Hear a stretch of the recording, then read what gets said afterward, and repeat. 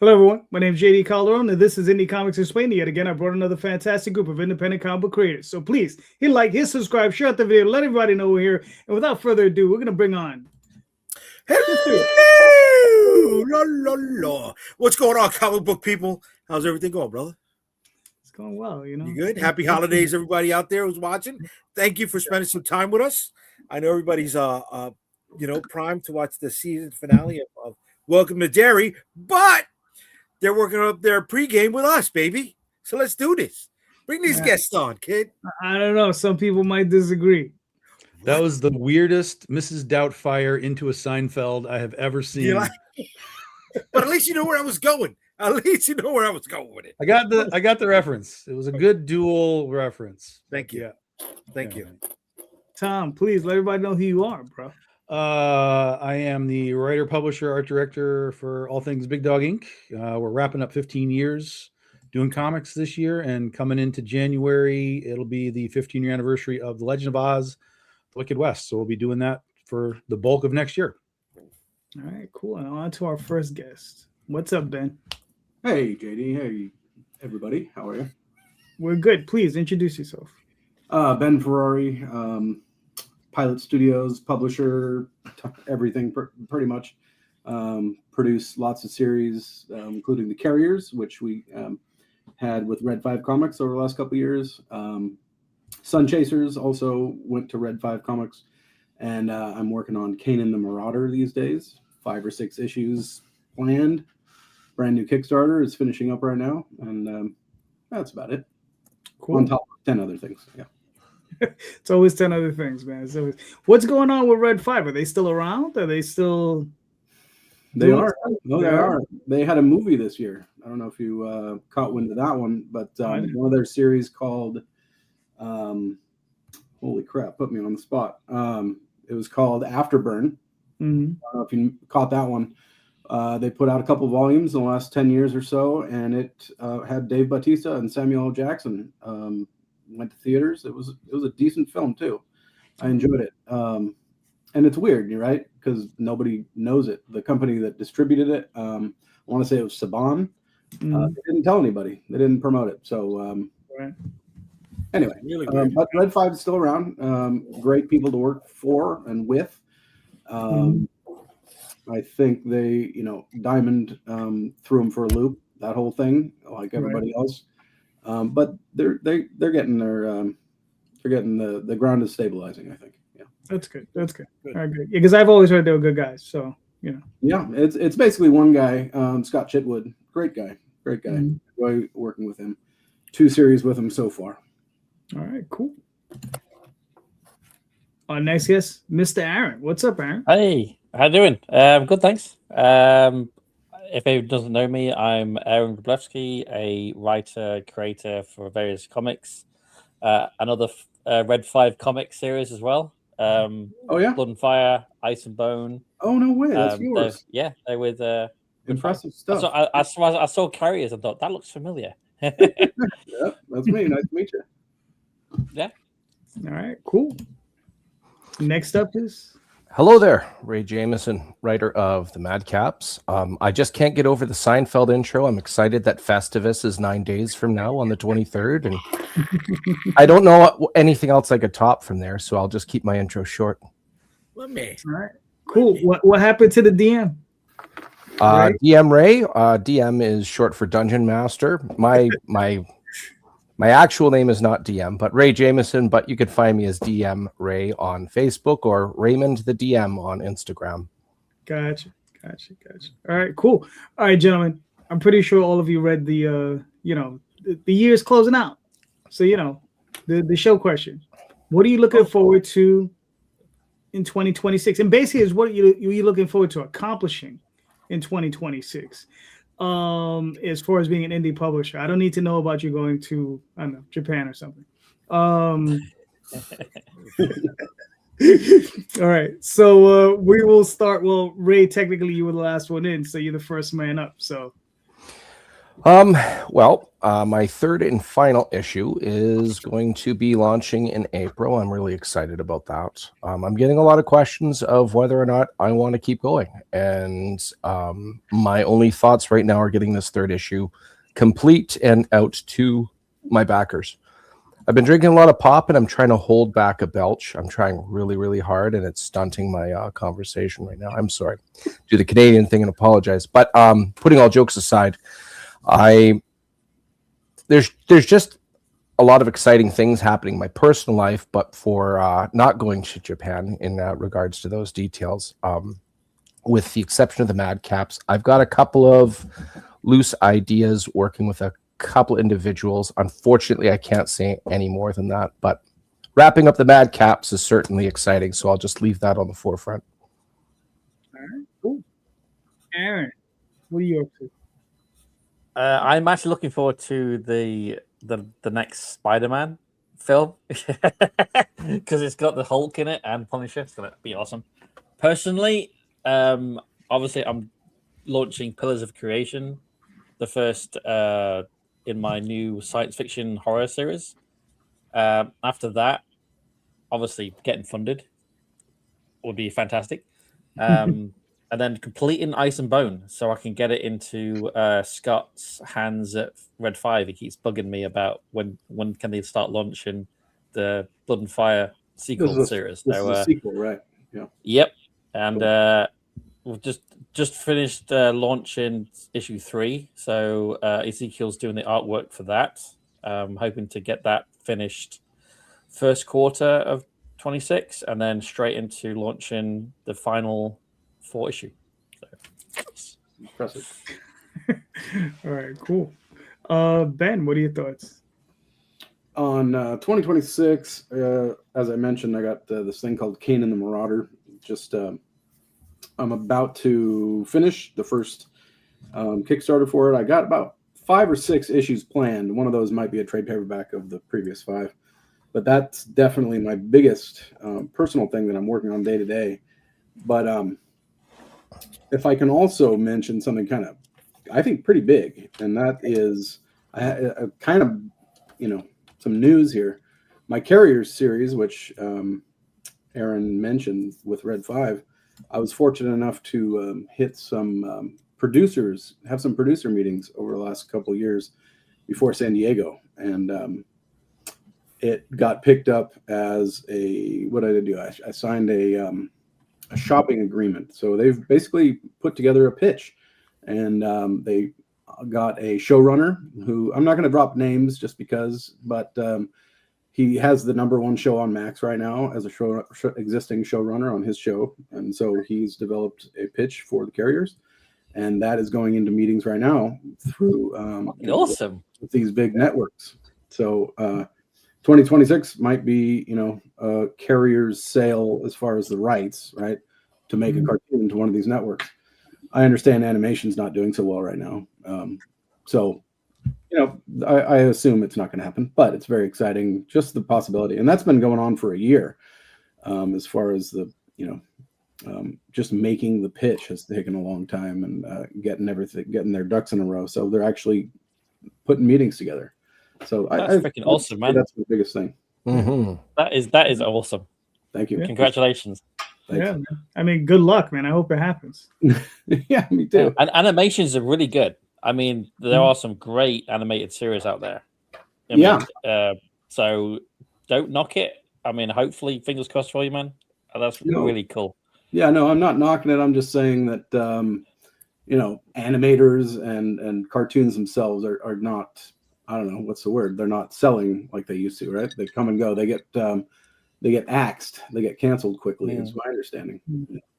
So even if it happens, it might last 1 season if I'm lucky, But whatever. Yeah. The point is, I'm excited. The possibility alone is just it would be huge, of course. Yeah. All right, cool. I mean, listen, hopefully it happens regardless. And you don't get the axe. Thank you. You guys get green lights. All right. Yeah. Tom, what are your thoughts? For me, it's just getting back to normal, I guess. Back into the creative flow of things, which basically stopped for me over the summer. And I've only really kind of just gotten back into any sort of real workflow. So I'm looking forward to just being able to continue to go back in, stay ahead of things. Next year is the 15th anniversary of Oz, so we're going to be touring around with that a lot. We're going to have a lot of books out for that next year. We're finally going to get to the shark book next year, which I'm looking forward to finishing that. So it's all creative stuff, and I have a director and a producer that are looking at something for us. I've talked about it a little bit, and it keeps taking small steps. And so we'll see if it kind of takes the leap next year, which I kind of have a sense that it will one way or another, even if it's a situation where the director that I'm talking to is just like, we'll just do it ourselves. Don't even worry about it. Let's we tried to do the whole selling shit to Hollywood thing, and it's a living nightmare to attempt to do it. And then depending on who you might sell it to, it's not even sometimes selling the rights. It's like, they're just like, well, we'll just give you money and then you walk away. And it's like, well, no, I don't really want to do that either. So meaning you want a big hand creatively on the. Well, some creative hand, yeah, but in some cases they literally will just be like, we're buying it from you, go away. Like you can't make the comic anymore. You can't do anything with it. Like if you have comics, you can sell what you have, but you can't like actively publish it, right? Unless you're negotiating that into your deal some way. But a lot of these places that are optioning IP, sometimes that option is hardcore. We own this now for whatever period of time that is, right. and you can't do anything with it until that's done. So it's a little disconcerting to kind of have that out there. But at the same time, the director that I've talked to, he's like, we can do this. If we have to do this, we can do this. I know how to raise money. I've done it. Obviously he knows how to raise money.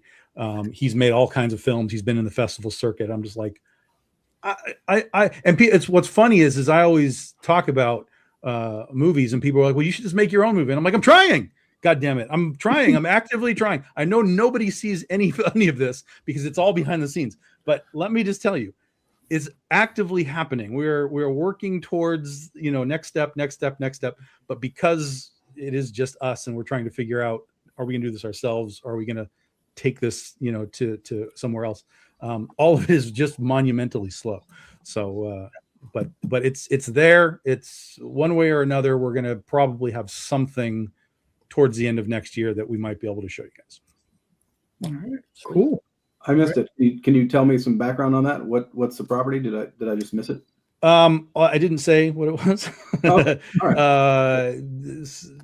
I've talked about it before. It's our Princesses versus Zombies book, which when I talked to this director guy, he and I both saw it immediately. We were like, yeah, this is a very easy sort of low budget horror thing that could be done.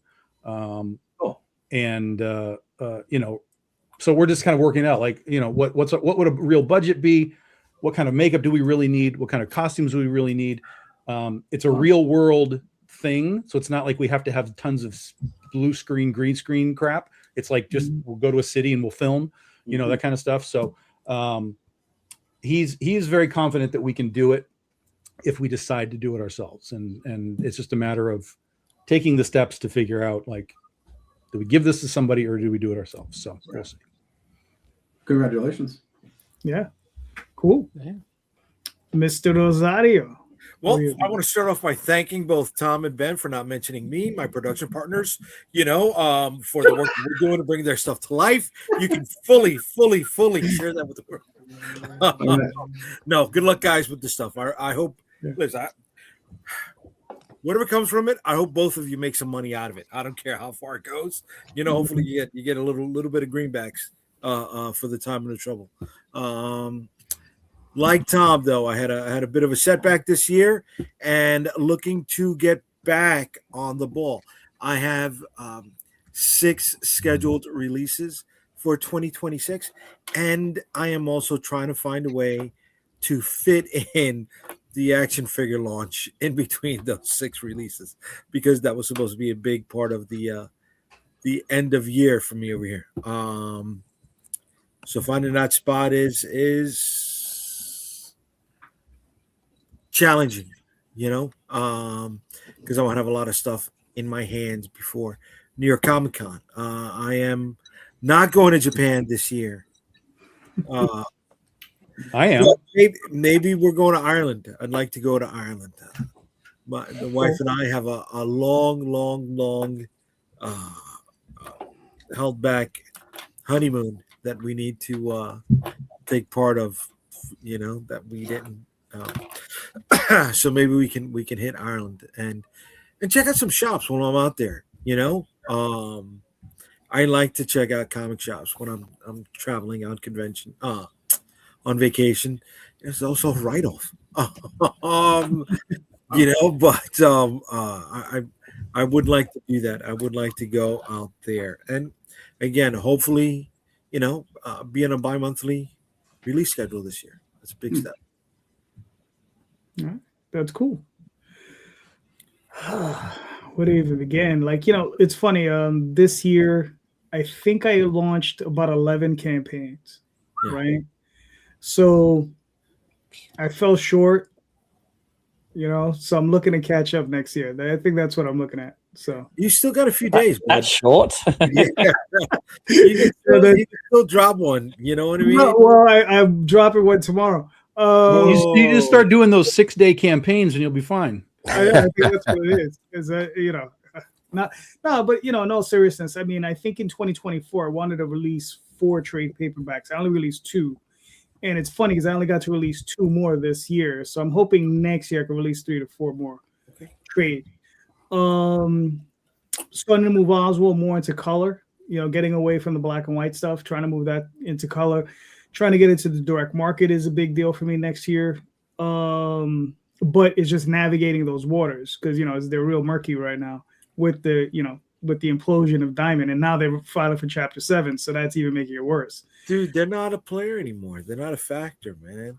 No, but they stymied the entire industry regardless. Oh yeah. They stymied. I mean, because Lunar, they're not interested in picking up single issue or single release publishers. They're not interested in. I mean, Jim Belant can't get picked up.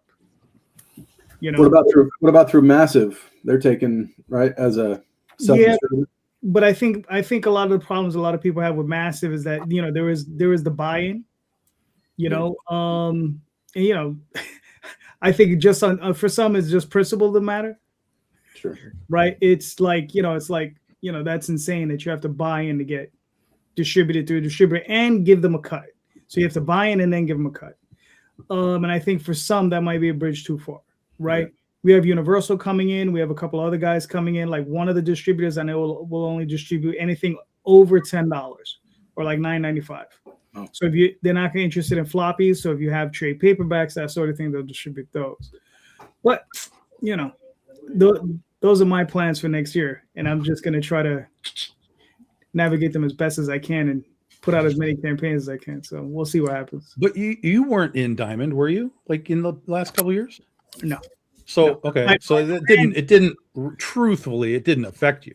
Well, it did and it didn't, because I have a business plan. My business model was to release my books in black and white, release the trade paperbacks, then release them again in color, then release the trade paperbacks, and then release them to the direct market in color. Right? That was the plan. And just as I'm about to reach that third stage, Diamond implodes. And so it was just like, son of a bitch. So, yeah. And whether I was going to do it myself or through another publisher, remained to be seen on that part. But, yeah, it was just like one of those things. It just imploded at that last minute. So, but like I said, next year, we'll see what happens. Regardless, still chugging along. Yeah. Always next year, right? Always. Well, Jesus Christ. I mean, thank God. Right. So Jay, what do you got? All right. Simple question for everybody. Because it's the holiday season, do you or do you not give comic books as holiday gifts? Right? If so, why? If not, why? Interesting. Aaron. No, because no one in my family or friends freaking read it, my shit. No, it doesn't have to be yours. It doesn't have to be yours, brother. No, they don't really. None of my like close family or friends like really do the comic stuff. So no, I don't. It's all my kind of my niche. They all ask us how it's going. I'll kind of briefly go, yeah, it's going great. Okay. And then after the conversation done. Sounds familiar. Yeah, they have no idea how much I get into it. My wife kind of starts getting involved, especially when I've just bought an engraver Oh. for like $1,600 for because I want to do embossed coins and engrave stuff for the Kickstarters. So I'm kind of trying to dabble into that. So it's costing me what I thought was a standalone thing is now like, okay, I need this, and then I need this, and then now I need this adapter, and then I need this bit, and I'm like, oh my god, what am I? We're gonna start calling you Mr. Calcaterra. There you go. Oh yeah. So yeah, no, and don't give out comics. For short and sweet. Okay. Cool. Ben, what do you think? I think not. No. Same as Aaron. Very similar anyway. My father-in-law is old time. He loves older stuff, but his bookshelves are jam-packed. He likes Arcrum and Fritz the Cat and all these older things, and Conan, which I share the love for. But he doesn't need new things. And then last year, I gave my books, all my characters to as a white elephant at work, and thinking people would appreciate it or think it was cool. No, that's not what the reaction was. Nobody thought it was cool. They're like, "What the fuck is this?" So that ended my, you sort of tread carefully when you tell people out in the world what you do for fun, right? And half the time they're it goes right over their heads, their eyes glaze over, and that's generally, yeah. So no Christmas presents as far as comics. Cool. Ray? Yes, mostly family and some friends. That's that Canadian right there. He just broke the whole thing. Everybody's like, nope. Canadians are like, yep. Yeah, we still think comics are cool. Am I cooler than Americans then? How does this work? I don't know the rules here. I am. Oh, all right. Here, look at that. There's pop. It's called Canada Dry. Made it. You finally made it. Right. There you go. It's a good ginger ale if you like that stuff. Oh, anyways, what's that? That's the best ginger ale, Canada Dry. I love it. It's good stuff. It's cranberry flavored. 'Tis the season. Regardless, my son has been asking a lot to read my own stuff, but I think he's 9 now. I'd rather wait a couple more years. And I don't know who this is. Ray's a good dude. Oh, year one. That's a gooder. He's Good Canadian. Call. He's Canadian. That's right. I forgot. And I think what I'm going to do is get a trade paperback or a collection of Critical Amazing Spider-Man, because I always like the message for younger boys, especially, repercussions to your actions. And Peter Parker's message is just, it's all over his life, all those storylines, especially the really good ones, the whole power versus responsibility. I'm going to be getting that, I think, for my son. My brother, I usually get him a graphic novel, usually something from Incredible Hulk. That's his favorite. And usually not for myself. I should be a bit more selfish. At the end of October, we had Comic-Con here in Winnipeg, and I allow each of my children to buy one comic from the discount boxes. My middle child, who is Chaos Incarnate, this year she got Werewolf by Night, like some back issue from the 70s. Just this little blonde-haired Cabbage Patch child reading Werewolf by Night. Great, That's awesome. That's awesome. But that's pretty much the limits of where comics go at this time of the year in my life. Okay. Cool. Tom? No. And I'm trying to think back even further. Like I'm trying to think back, like when I was in my 20s or 30s or whatever. Like, because I had friends who were like big nerd people. We were into like Star Trek and all that kind of stuff. I'm trying to remember, like, we didn't even really give gifts to each other back then. Like, we just didn't do it. Like, it was just it was such a non thing. I think partially because we would just buy what we wanted anyway. So it was really hard to figure out, like, does Matt have that or what? Like, so it was kind of difficult. It's different if you're giving it to somebody who doesn't have comics, then you can be like, look, I know you don't have this, so check this out and maybe you'll like comics at some point.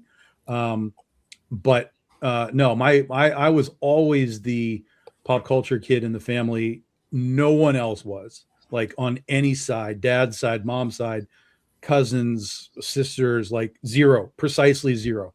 So there would be no point in trying to send that to them, even just giving it to them. Like, they casually are interested. They're kind of like, hey, like, what's going on? And like, well, here it is. My stepbrother or half brother or whatever, however that all plays out, he's kind of pseudo into comics, but not like heavy duty. So every now and then he just buys some of my stuff. He doesn't even ask, like, hey, can I have it? I'll just get like an order on my web store, and it's like, oh, that's my brother. He just ordered books. Like, you could have just like asked me, and you're winning them over. But so there's that. But that's probably the closest thing that I have to, like, here's a gift of, really, honestly, any aspect of pop culture, whether it's a comic, an action figure, like, nothing. Like, I couldn't even give them a Blu-ray. Like, they don't care. Like, they would be there. Everybody that I know would be like, well, we have Netflix or whatever. And I'd be like, well, this is not on Netflix.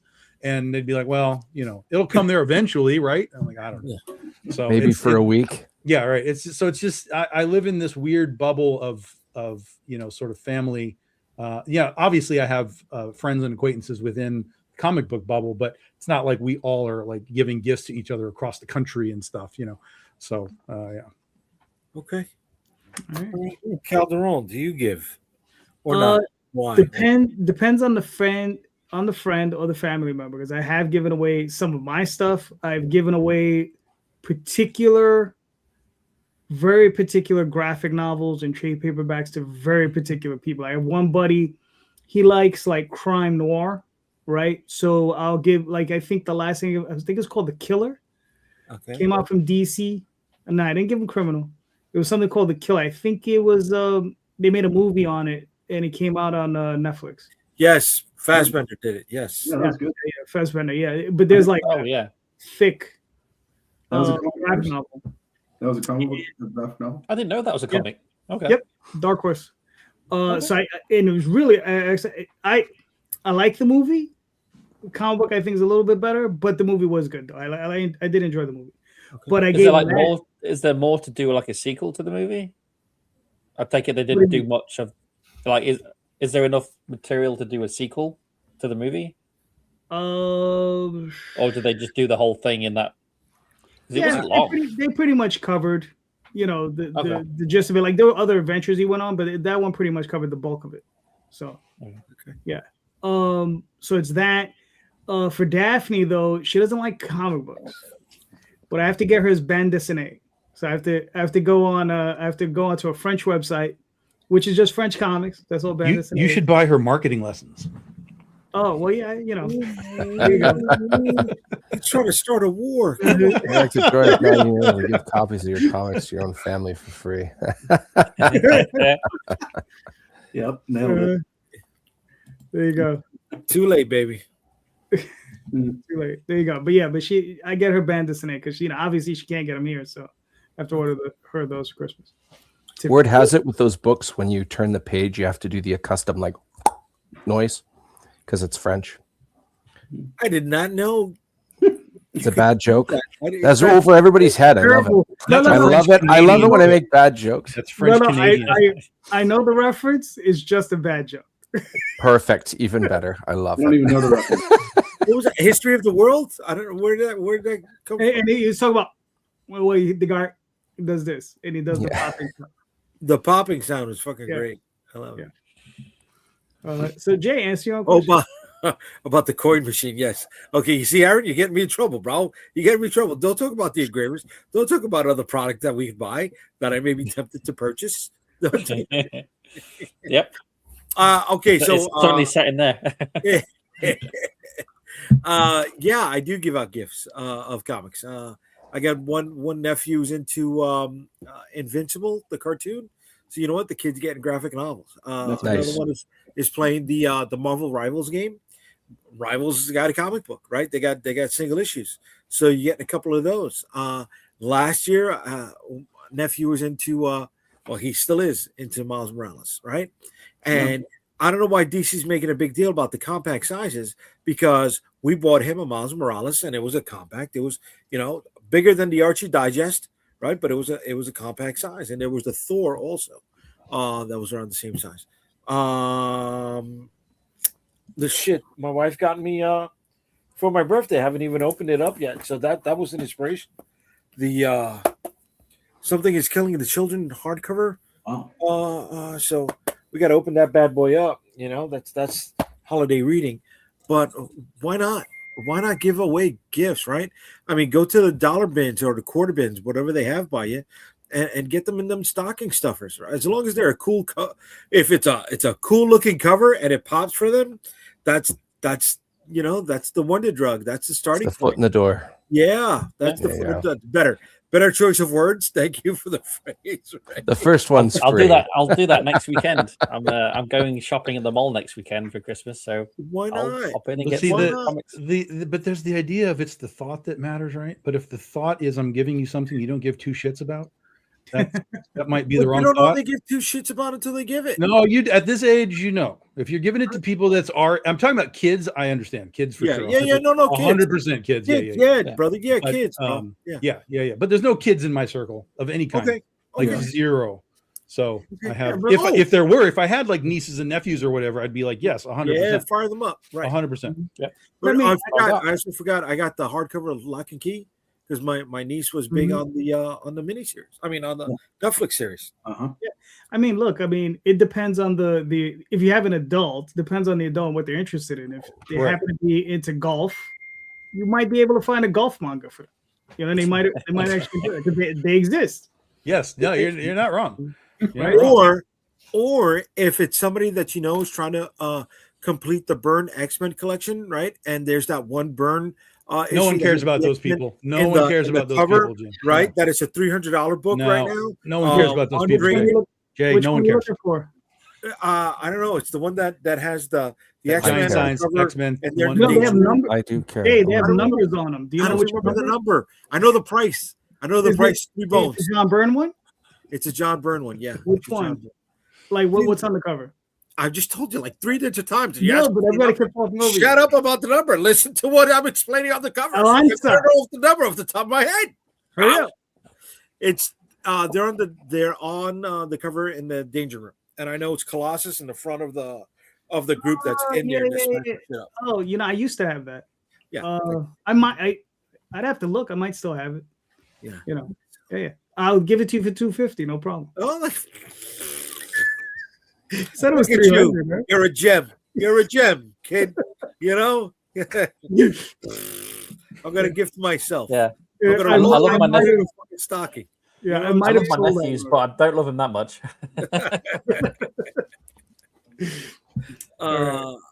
Yeah, but no, I mean, everybody's talking about saving the industry and saving the comic shops or whatever, but nobody's doing shit, right? That's because there's too many gatekeepers in the way. Of course there is. But it's not just now. We had to navigate that also. Sure, but it's gotten worse, is what I'm saying. Of Like course when it is. Diamond started to say like you have to sell so many, and it just kept getting worse and worse and worse. And and then shops were like, well, we can't sell comics, so now we're just going to sell games and pops. Like Funko Pop. It's just a disaster across the board. I love that I'm hearing some aspect of comic sales increasing, but I think that a lot of that is just due to things like Absolute Batman and now these like Batman Deadpool crossover things that are happening, which I think are fine and fun, and they'll sell some books, but that's all short term stuff. See, but they're saying so it concerns me. they're saying they're increasing, right? But the majority of them are saying that 18% of their sales are coming from back issues, and about 12 to 15% are coming from new releases. So if you're saying that less than 40% of your store is comic book sales to begin with, are you really a comic book shop? Can it survive? Can it survive as just a comic book shop?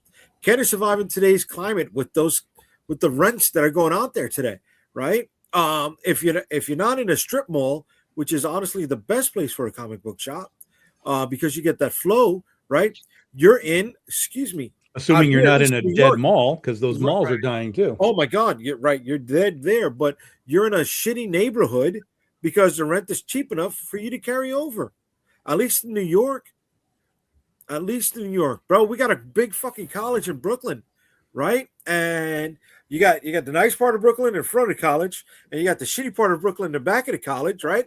And it tucked into one I of the just thought that was alleyways. all of Brooklyn. No. But tucked into one of the alleyways is Bulletproof Comics. It's a big comic shop in Brooklyn, right? But they can only survive in that high trafficked area in the shitty part of the neighborhood. And the kids aren't going there. We know you. I wouldn't let the kids go. I wouldn't let my nieces and nephews go. Yeah, go ahead, go walk there. Right? We need accessibility, and if accessibility comes from us pulling $20 out of our pockets to go into the dollar bin or the quarter bin to give out to the kids in the neighborhood, fuck it. Why not for Halloween? Forget about Christmas. Well, I mean, I think what we have to become is like, as independent publishers, we have to become marauders, kind of like Kanan. So, Yes. Ooh, Ben, well do you want played. me- Do you want me to play this video? That's just me talking. So, a couple minutes of me. Pretty boring. All right. So if you want, you can walk us through it then. Kanan the Marauder. The initial story is 4 issues long. This is issue 1. He is a humanoid rabbit far, far in the future. Humans have disappeared long ago. The oceans have risen and receded, and the animals that survived have evolved and mutated. So that's why you have Earth, you have some ancient architecture, but it's all animals, all talking animals, basically. He is a Conan Usagi Yojimbo type for obvious reasons. We got a bunch of violence. We've got a little bit of sex. We got Conan, hard drinking wanderer. That's what we're doing. Kind of a serious story. And I'm having tons of fun. We've finished 100% finished 4 issues. I'm halfway done with issue 5. These are my pages. I got a guy named Pepito Siak Jr. on colors, Alex DeLuca on the first couple issues of letters, and Warren Montgomery on the second 2 issues. I got a bunch of cool covers. We're doing something kind of different. Okay, this page right here that you're looking at looks different because we're doing 4 eras of Kanan's life. This is Lil Kanan Adventures, where he's a child. And so we have this nice, simpler art style, bright, vivid colors, fun stories, a little with some depth. But we're basically, so we got Little Kanan, we got what we're calling Young Kanan, the Rebel, his teen years, where he's meeting girls, he's he's learning the truths about life, just like any other teenager that we know. And then we got Kanan the Marauder, which is the main anchor of each of these stories. That was created first. There's a sticker for Lil Kanan, obviously, and that's going to be the first stretch goal. So those are 3, and then the 4th era of his life. He is an old man, again, similar to Conan. He is a conqueror at the end of his life. He is not well loved. He's made mistakes. So I think it's got Kanan the Marauder has some uniqueness to it. Concentrating on 4 different eras of a character's life is unusual, and so I'm kind of proud of the fact that we're doing something a little bit different. Conan, obviously, he was a king, and there was different eras of his life, but you never saw him as a little kid, as far as I remember. Certainly not recently. Yeah. So I have 4 days left on this campaign. I went small goal because it's the first issue of a talking animal Conan style character, and I know that's not on the superhero radar, and so I went small goal of $500. I did a 2-week window just to make it quick. And one of you was mentioning you're going to go. I think it was JD said you're going to try to do every every couple months, right? As far as a Yeah, release schedule. bi-monthly, yeah. Bi-monthly, right? I'm going 6 weeks on these. You know, I've already Woo! printed issues. I've already Right printed on. 3 comics. I got them here, and as soon as this is done, I got the stickers. I got some add-ons. Everything's done. So my goal is to start shipping immediately when I'm done, and then basically a month later start issue 2. So a month later, after this finishes, anybody who got the first issue will, anybody who backed the first issue will have it in their hand, right? So they'll feel okay backing issue 2 is the idea. So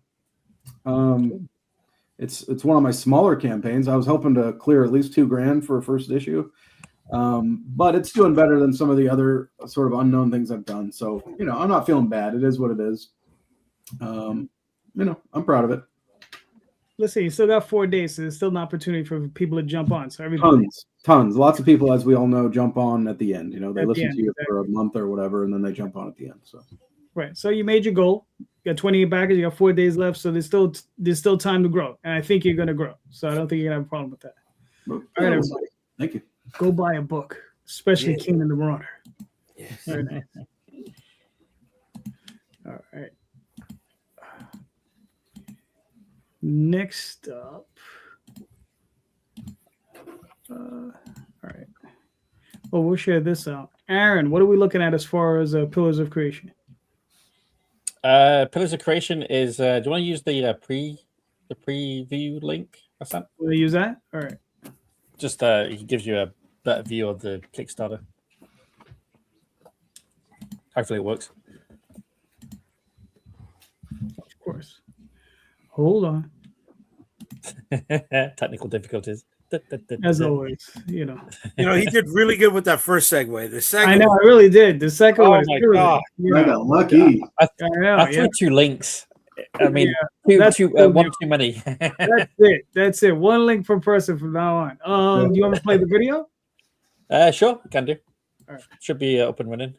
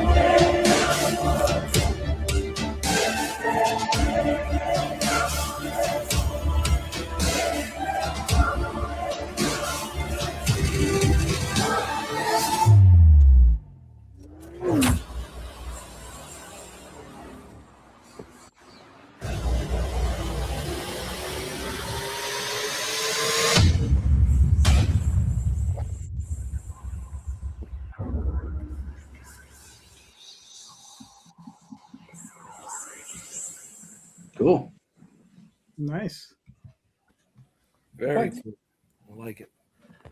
Yeah, it's so Pillars of Creation is my kind of homage to science fiction horror. So if you like Aliens, Event Horizon, Calderon, this is kind of right up that alley.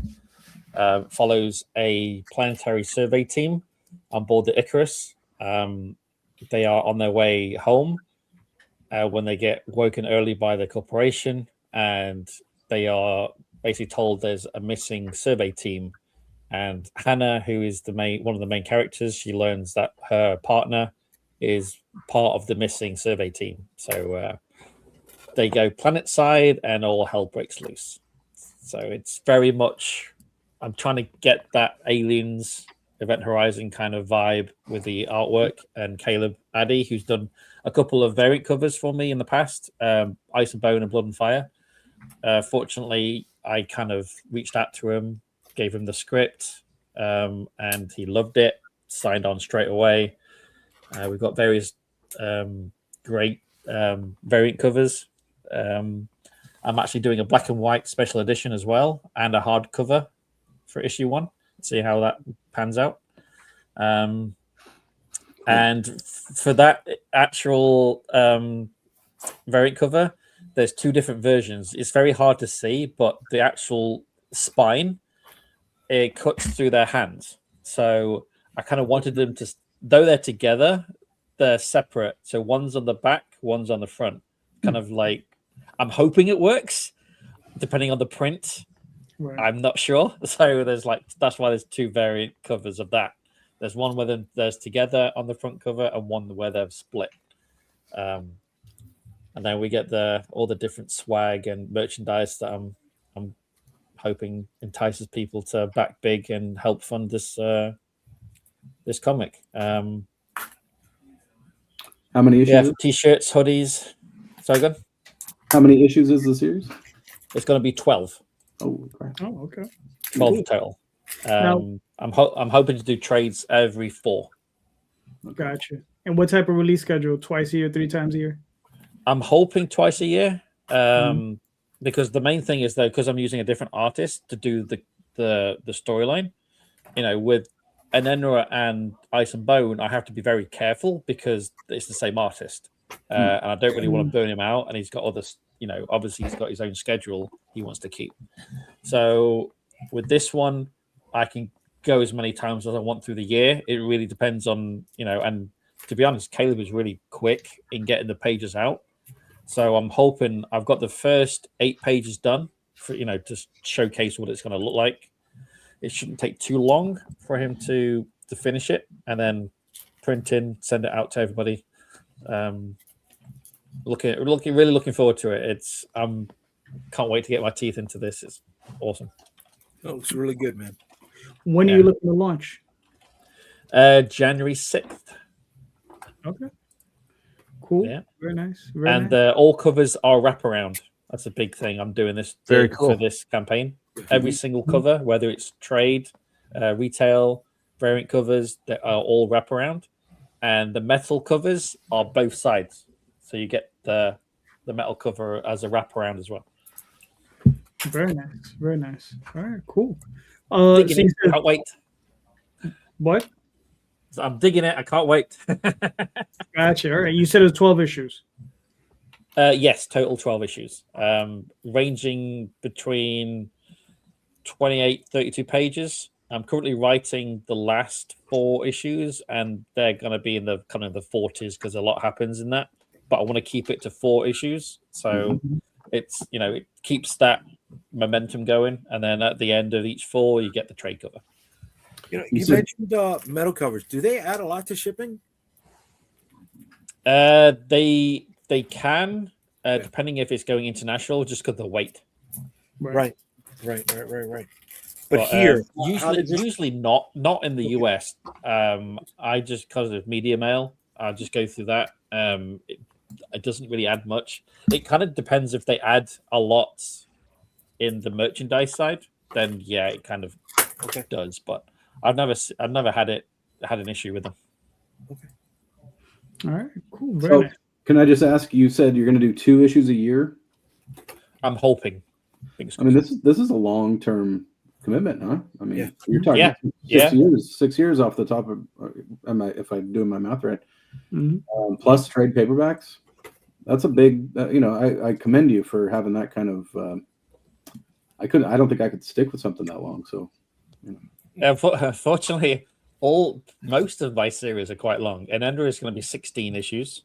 I'm launching number 8 next year. Okay. I mean, Ice and Bone was 3. Ice and Bind was 4. Blood and Fire was 3. So that's 7 in total. And then my Amor Patrice, who's like my supernatural horror, that's going to be 12 as well. Wow. So yeah, I don't do things small. All right, cool. Everybody, go sign up. And you said January 6th. January 6th. All right, cool. Sounds good. I like it. All right. And then we also have Mr. Ray, the Mad Caps. Right on. issue 3 is underway. We have Victor Medina heavy into the interiors. Dan Kemp doing a bunch of color work on both covers and interiors. It is really awesome. I've got a bunch of talent that either I've wanted to work with or I'm just surprised I've been able to get my hands on. Right now we're planning to launch in April, as has the other 2 issues been, as is tradition, I guess is a better way to put it. Am I okay to share my screen? Yes, I'll pull this down and we can share your screen. Awesome. Bring it up.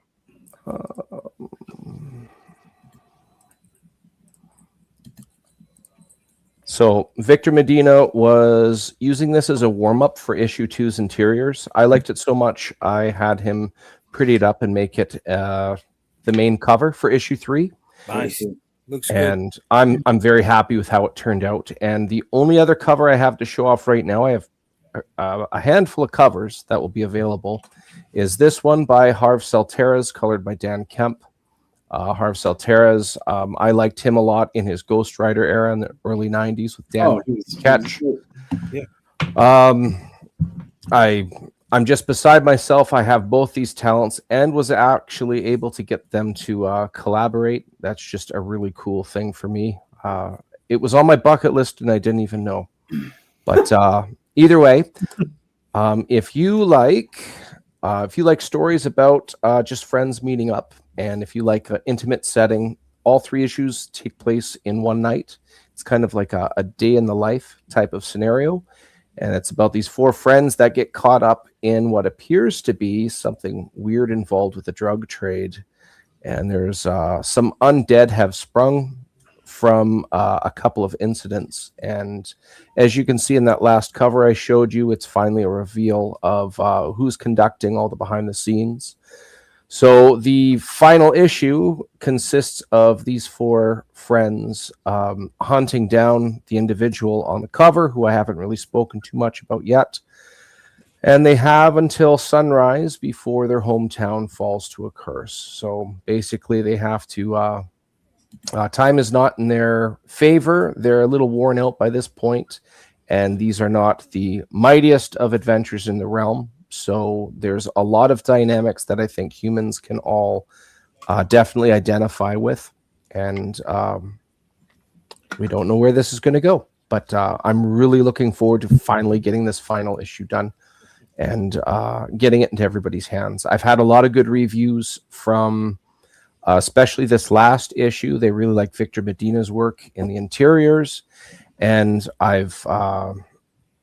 I've been told they really like the unique setting of the story. It's not like it's been done type of scenario. It's kind of its own thing, which I really appreciate. I don't like, I do appreciate homages, of course, but I am a big fan of being able to fully intellectually stimulate a person when they read a story.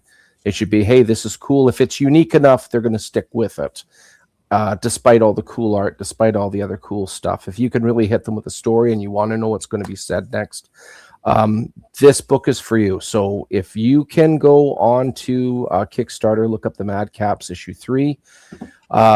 Even if you just follow it, you're going to help me out on the algorithm. I would really appreciate it. Ditto. And What the he link, said. the link is also in the show notes. All right, and then Tom has something that he wanted to share with us. Yeah, so we don't have a setup page or anything for this yet because we're still building it, but this will be next year's focus for us at Big Dog Inc. So this will be the 15-year anniversary of this book. It's issue 1 of the story arc that we're going to be running, but it'll take us from issues 26 to 30 of the series that has been running. So this is Ginger's quest. That's General Ginger. She's got some of the gnome hunters around her. So it's kind of a focus on her story from her past, her present, and where she's going to go in the future of the series. It'll have the other characters as well, Dorothy and Ozma and all of that. But the focus is going to be sort of Ginger's, development as a character. She's been throughout the series. We've been getting blips and pieces of who she is and what she's doing. But now we get to kind of see it all come to fruition before we take the next steps in the series. So this will be like January 24th, like that third or fourth Saturday, whatever that is kind of what we're aiming for as far as the launch. And this is the basic cover. This is what the insides will look like. This is Claudio Avila and Gat Melvin. So that's the new art team that we've put on the book. And yeah. Looks great. I got a piece from Claudio, so he's a good artist. Yeah, he's great. Very cool. All right, cool. And I will show off my campaign. This is currently running right now. I got another 19 days left. Magi's Grace 1 through 3, and this is an adventure book. This is I don't even want to go into it. I've talked about it. Review coming for me in the next couple of days. There you go. But I have some fantastic covers. I have the main cover by the main artist, C. Michael Lanning's done a great job on. He's my partner on this. And we also have Pablo Verdugo Munoz, Lena Dye, Elsie Freitas. This is Christopher Awan and Capu Max Omega. I doubt if I'm pronouncing that correctly, but these are some of the interior pages. Is going on. We have another 19 pages up there. I mean, another 19 days ago. So go check it out whenever you get a chance. So, all right, Tom, you're up. What? I don't have any question. Shitbag. Come on, think of my role. I'm the one that you. usually doesn't have a question. All right, I'm listen. JD knows I bring the depressing shit, and I didn't want to bring it all down all the time. This will be like the third time I'm like challenging these people to like come up with some thought processes. But like it's something that I always think about. I always think about the industry. I'm not really in it anymore. Like as far as like the retail store side of thing, like I'm distributed through AP, but they just do Critter, and it's just a reprint, and so I'm kind of on the outside looking into the whole sort of LCS side of things. But I watch what's happening because I always have my whole life. I ran comic book shops. I've published. I've done everything except really for distribution, and now I'm really doing that by myself. But I watch what's happening, and I listen to this. Oh, sales numbers are up, and such and such and such. But I always look at what's being produced to sort of theoretically make those numbers exist. So the question, I guess, is why can't we sell Batman just as Batman anymore? Why is it required to be absolute Batman? Why is it required to be Ultimate Spider-Man? Why is it required to be some modification of what we know to attract anybody to these books to get a spike, right? It's like we know they have like their normal sales, like Batman. But then all of a sudden, absolute Batman comes, and it's like now suddenly we're interested. And what is absolute Batman? Well, it's just a reimagining of Batman. Again, we've just reimagined the guy. Now instead of a rich guy, he's a poor guy. Now instead of a thin guy, he's a buff guy. Now he's ultra violent and pulls his ears off in their knives, right? Like, so is there a requirement now in our society in order to attract like new people? Because that's what I've been told by retail stores. We have new people coming in to buy absolute Batman. Okay, great, accepted. Why are they there? Is it because he's more violent now? Is this because this was one of the things like when Invincible came out, one of Robert Kirkman's thought processes was, look, we want to make a superhero series, but we're going to take the violence up a little bit, so that when somebody gets punched in the mouth, they get punched in the mouth, right? It's not like Spider-Man punching Doc Ock and everybody was like, oh, it's like, no, we're doing violence in this book. And that was sort of part of the selling point, but it never sold 400,000 units, even at its highest point. So it's kind of a weird question. I don't know if I'm asking it quite properly, but I think you guys get it. Like, why can't Batman sell 400,000 units without being absolute Batman? All right. Okay. Do we have a thought process on that? I Ben, got. well, All right, well, you Ben, go down the line. we're going down the line. So, but hold it, Jay. Hold it. Just remember, Ben, you're up. Okay. I mean, I guess off the top of my head, it's like you said, it's another iteration of something existing. People feel like they can get in on the ground floor on this, right? Because it doesn't have all that decades of of story and continuity. I would guess. Is it exclusively the violence? I don't know. I hadn't heard that.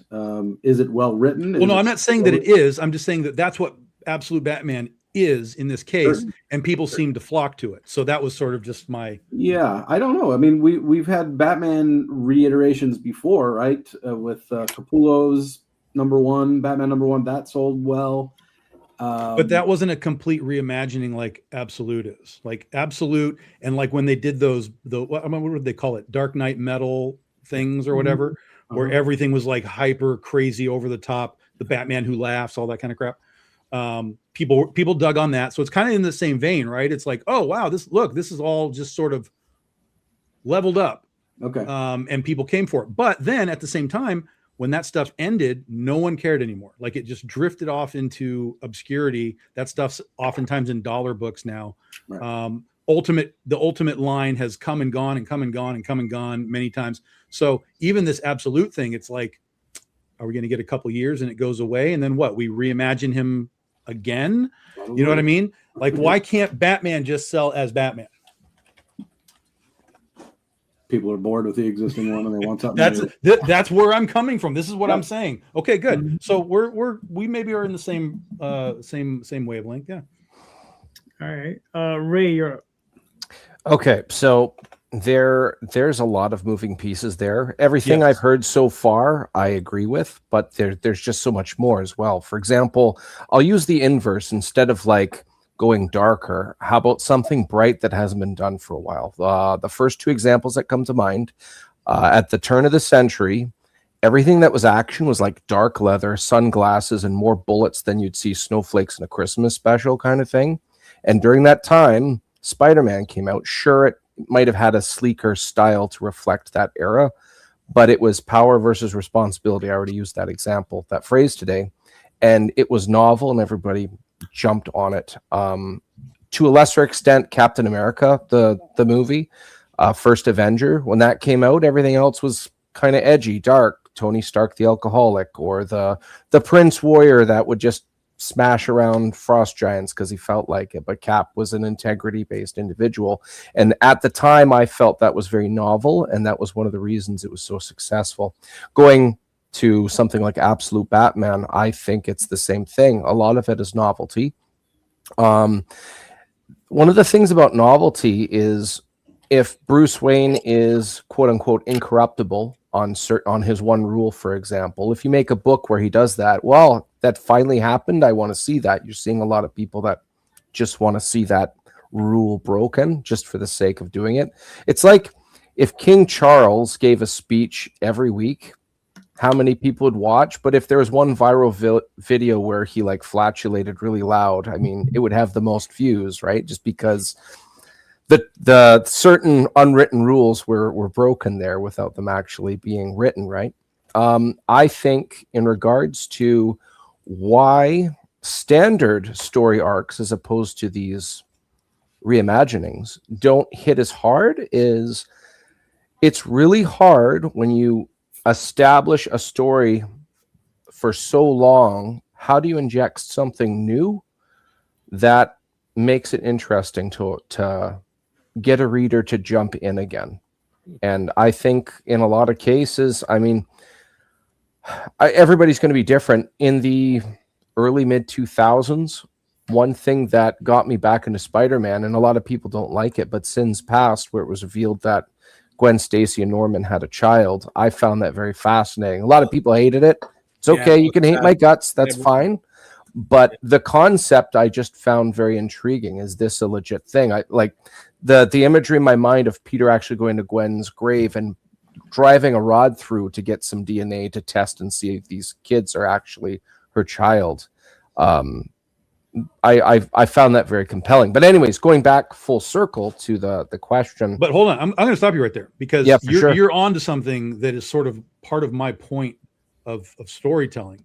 Like that, what you're just talking about, that is a really powerful moment, right? Yes. But nowadays, it seems like that type of story has to be told outside of normal continuity. Yeah, they play it safe with their right. So you can say golden it's gooses. Not really Batman. It's not really Spider-Man who's doing this. But in the 80s, and to some degree in the 90s, that is the stuff we were getting. That's where Frank Yes. Miller was killing Elektra and doing all Yes. of the things that now that's the foundation of what we get in storytelling now, except now we don't get it.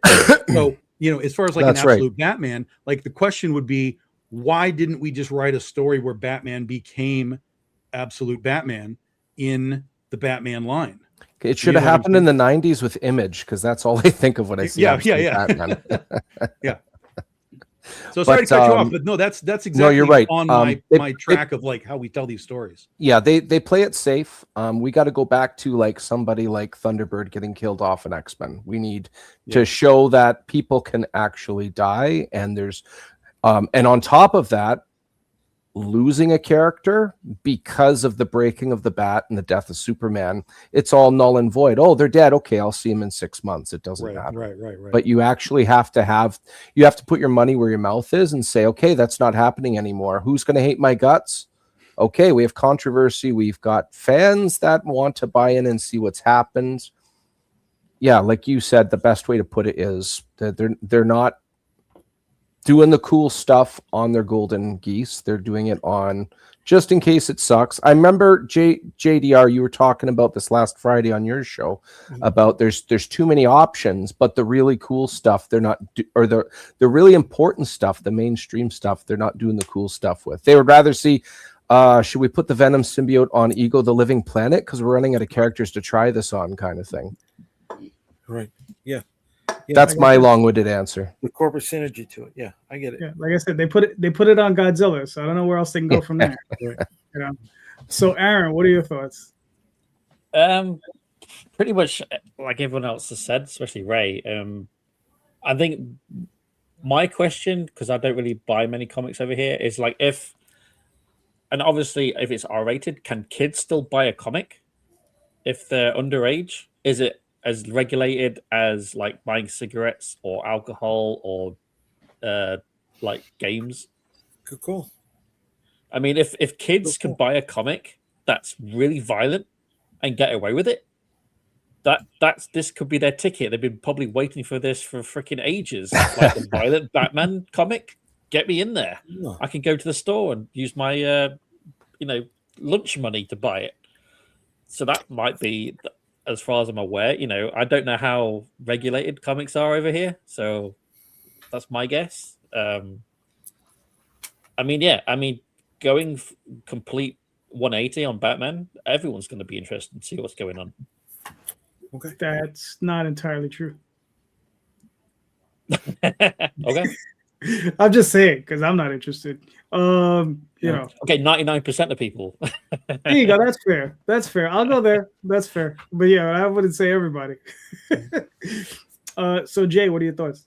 All right. I'm going to tackle the business element for a second, and I want to make an analogy in doing so. Oh, you can't always sell. Don't give me that old guy bullshit. Fuck that.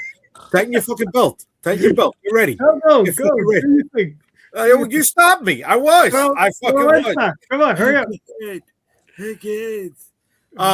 Look, you can't always sell vanilla ice cream. You know what I mean? You gotta introduce new flavors to show people what they're missing, because eventually they're gonna come back to vanilla ice cream. And you can say the same thing with a burger, right? You can't always just have a burger. You gotta have a bacon cheeseburger. You gotta have a Big Mac. You gotta have the Impossible Whopper. You gotta have the fish fillet, right? You gotta have the spicy chicken sandwich. But they're always gonna come back to eat a regular burger at some point. You got to show what else you can do with Batman, so that way you can bring it back to the original direction of where you want to go with Batman, because all our tastes evolve. I have been on and off the Batman train my entire life, right? Funny enough, I found myself on the Batman train right now, but not with Absolute, not with the regular Batman. Right, over that little spin-off thing on KO with the night fight. I'm like, Me too. Okay. It's gonna be a nice close series. I could get Batman. I could get the evolution of the kids for me, which in a way brings me back to the original Batman setup, right? But going back to Ray's point that you brought up, Tom, that you hopped on, right? And he brought that Spider-Man moment. He goes, a lot of people didn't like it. a lot of people left the series with that. A lot of people left the series with the whole Spider-Man doppelganger Ben 3-year Riley. event, right? The Clone Saga, right? A lot of people never came back to it. So corporate Lee, they're gun shy to take risks now. Yes. right? Big time. But And then at the same time, we've seen them take risks, like we talked about, in alternative realms, Yes. right? These alternative, and they've been successful. Yeah, So they got nothing to lose. So the people at the top are going like, "Hey, that shit worked.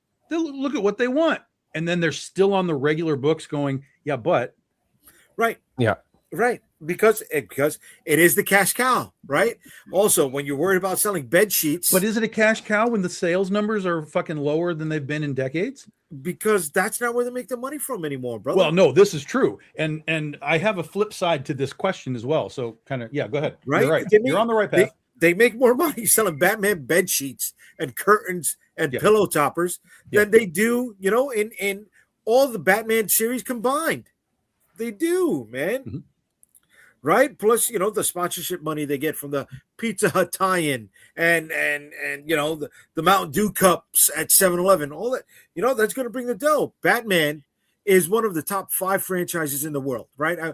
We mentioned this before, my thing, right? It was Hello Kitty, Super Mario, Barbie, Batman, and I think Mickey, right? Those are the 5 top IPs, right? So you can't fuck with the golden goose in that moment. Somebody's mentioned Image Comics earlier. Is Absolute Batman just an Extreme Studios version of Batman? Are we Pretty much Indies? More or less. Yeah. And listen, also, I'm not going to say that that's the absolute line. Like Superman, Wonder Woman, they're different. They are still kind of in the violent side of things, alternatives. But I'm not saying that's the whole line. I'm just using Batman as an example because he went like polar opposite of kind of how we understand Bruce Wayne. All right. As far as my own take, I mean, I think currently what's happening is that DC is taking some hard lessons from manga and anime, right? And I think they're looking at those markets actively, and they're trying to learn from them, right? This is why they produce the mini books, and they've had success with those mini books. They one of the things that I've seen over the years that they've done in manga and anime is they will reinvent series.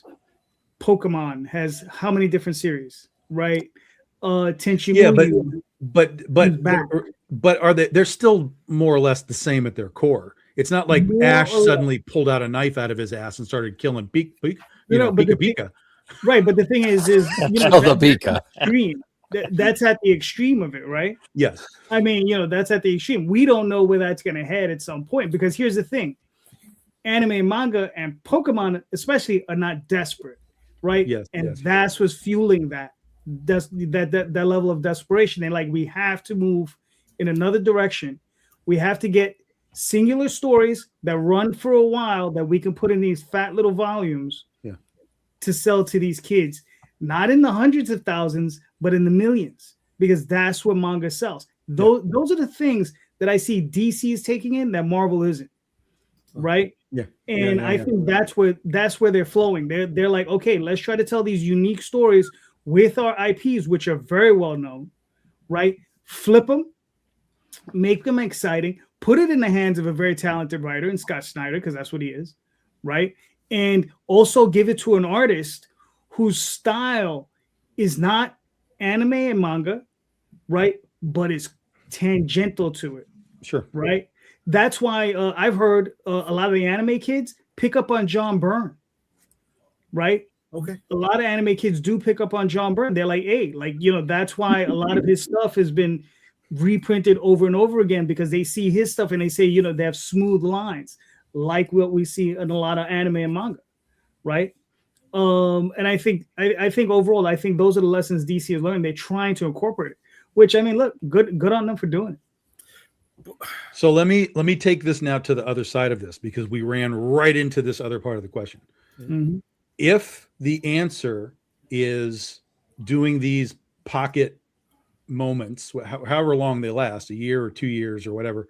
If the answer is to do these pocket moments, Netflix just bought or is buying Warner Brothers. Netflix is about to own Batman, Superman, Wonder Woman, all that kind of stuff. It's going to take a while, but it's going to get there. Yeah.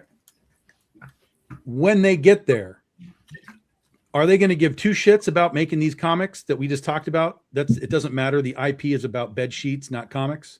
Mm-hmm. And if they don't care about comics, are we finally at the point where Netflix will say, you know what? There is no more DC Comics. We're going to license this stuff to other publishers to make comics. We've actually seen that. We have seen it. That's what I'm saying. We've seen these tests for many years already. Marvel's been doing this. Disney and Marvel. Yes.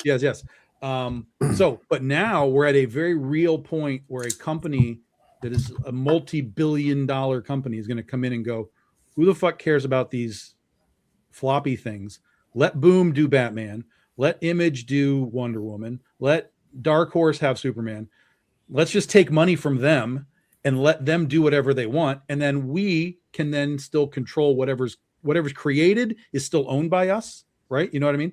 So they can still use it for TV and movie IP. They can, whatever that's going to be. But we might be right there. It might be right around the corner. That's if Netflix. Hold on, guys. Hold on. Just give me a moment. Ben has to go. Ben, thank you for coming on. And just please let everybody know where they can find you and your work, sir, real quick. Thank you. Nice to meet you guys. I haven't met before, and I'm on Facebook all the time. Pilot Studios as well. And thanks for listening to my Kickstarter, Kane and the Marauder. We got 4 more days. Conan, Usagi Yojimbo mixture. So thank you very much. I'm sorry to run. I got people waiting. No, that's cool, man. All right. Thanks for being here, Ben. Have a good night. Thank you. Take care. All right. Sorry about that, Tom. So were you done with the question, sort of? Yeah, basically, I'm like, am I the only one that sees that possibility as a door wide open, or do you think we will be business as usual? I think depending how that goes, they should be looking closely at what happened with Marvel and Disney. I will summarize it in probably about maybe 5-6 sentences here. Marvel Studios, they were successful with Iron Man. They were geared towards Avengers. By 2012, Disney bought Marvel, and Disney was smart enough to let them finish the Infinity Saga without really not too much influencing it, letting Marvel do that thing. But meanwhile, at the same time, if you go back, was it Marvel Now, I believe it was called, in 2012, when they launched and they switched a bunch of things over. And I said at the time, I said, you watch, we're going to go from Marvel Studios trying to really like the established lore of all these story arcs through all the decades, and they're going to hold back and take their time telling them. And now they're going to focus on whatever DC is going to spit out in the comics now. And that's exactly what happened, because as soon as the Infinity Saga was done, there were some cool ones. I loved the third Tom Holland Spider-Man, for example, but it focused in on characters. We got a Miss Marvel, Miss Khan. We got her before the Fantastic Four, and don't get me wrong, I'm going hyper nerd here. Like, that just seems wrong to me, before the X-Men or anybody else. And I realize there's some dynamics there, but they tanked at that point. I hope that if Netflix is buying Warner, if that doesn't fall through, and it isn't like some government says no, too much of a monopoly. I've heard some speculation on that. But if it happens, I hope they learn from Marvel's mistakes. But maybe it is, they just say, you know what, we don't need to be making, like you're saying there, Tom. If that's the case. No, but you're in the movie realm. I'm talking about making comics. Yes, to go full circle, maybe they would do that instead of Disney seemed to have this idea of, we want to make sure people like these ideas.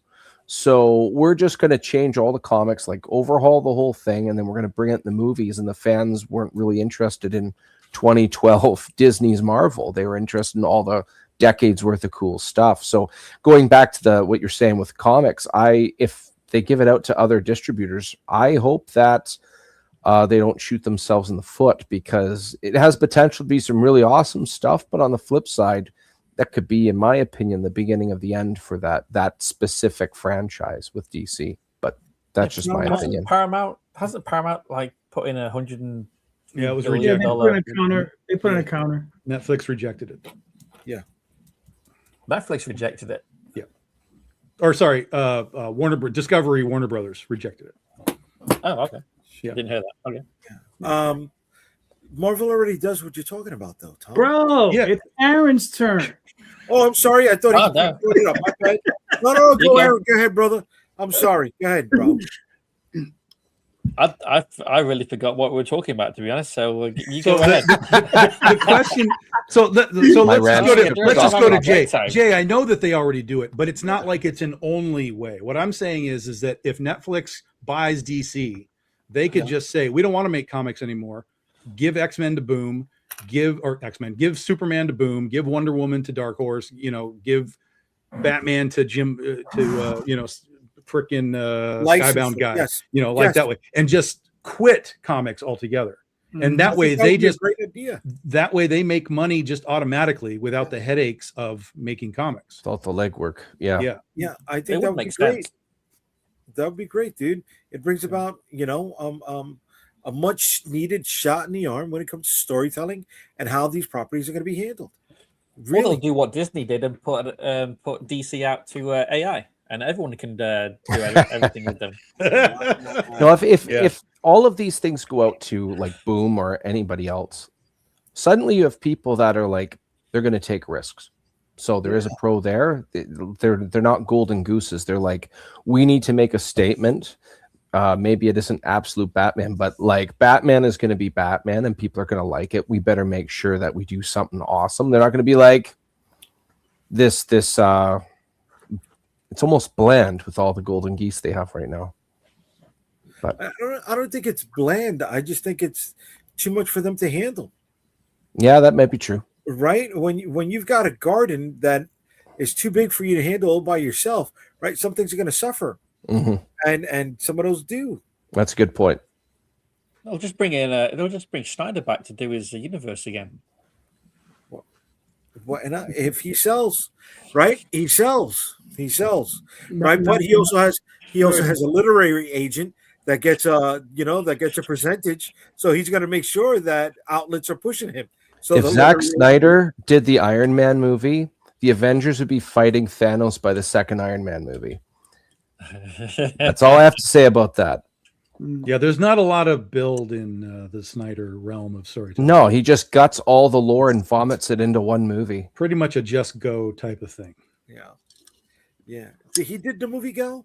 No, right? He didn't do the movie Go. No, I said he's a just go guy as far as his storytelling. Like, Yeah. let's go.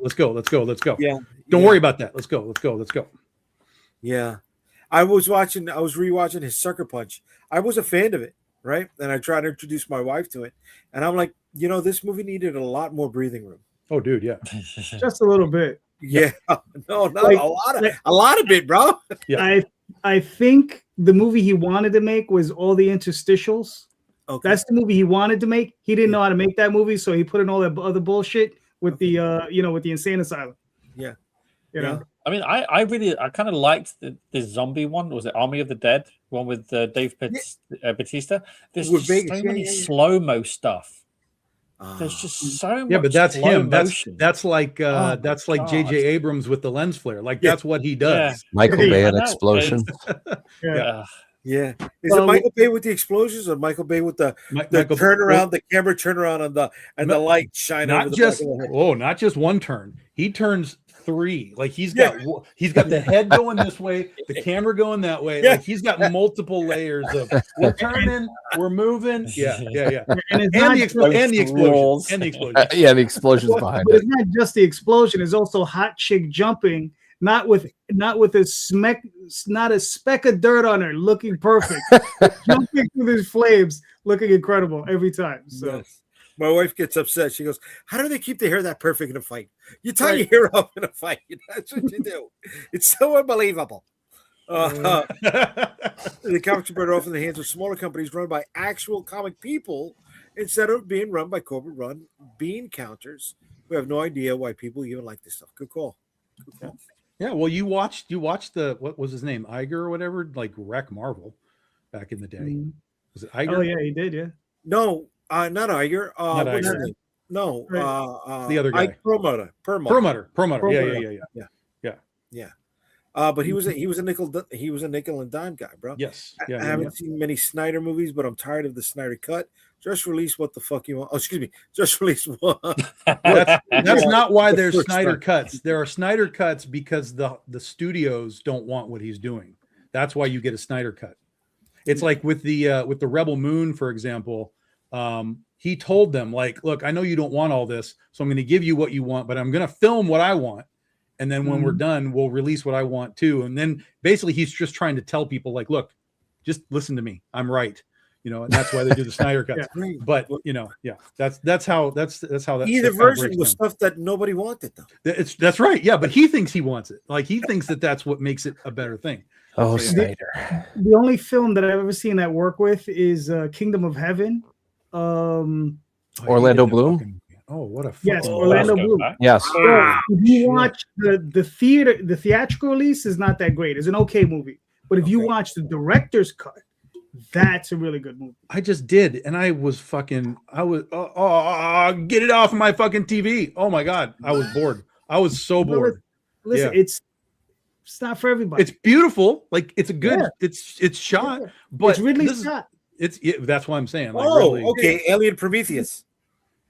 It's Prometheus is way Also, better. Alien, Way Legend, better. Blade Runner. It's beautiful. It's beautiful, but come on. See, but here we are. We're arguing these movies. We're arguing these comics, and it's great discourse, right? You got to put something in there. Well, dude, if it doesn't trigger the people that are reading it years or watching it years later, is it really important, right? And It's then you have that dead zone of these comics. Look at That's what Laser I'm talking Blast. about. I mean, it's such a. It's We keep talking about Laser Blast. Laser It's Blast. is 40 still years triggering old. People. That is very true. There you go. Are there any comic creators who have Snyder cuts?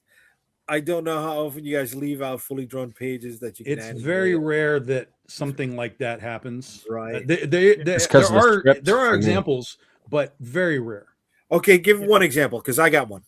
Go ahead, because all I Okay. know is I've seen them, but I couldn't really direct you. Okay, you've paid an artist to do the book, and they've only turned in 11. Oh no, I meant like an actual example of it. Yeah, I got you. Hold on a second. Right. Okay. You've got 11 of 12 pages that can be used, right? And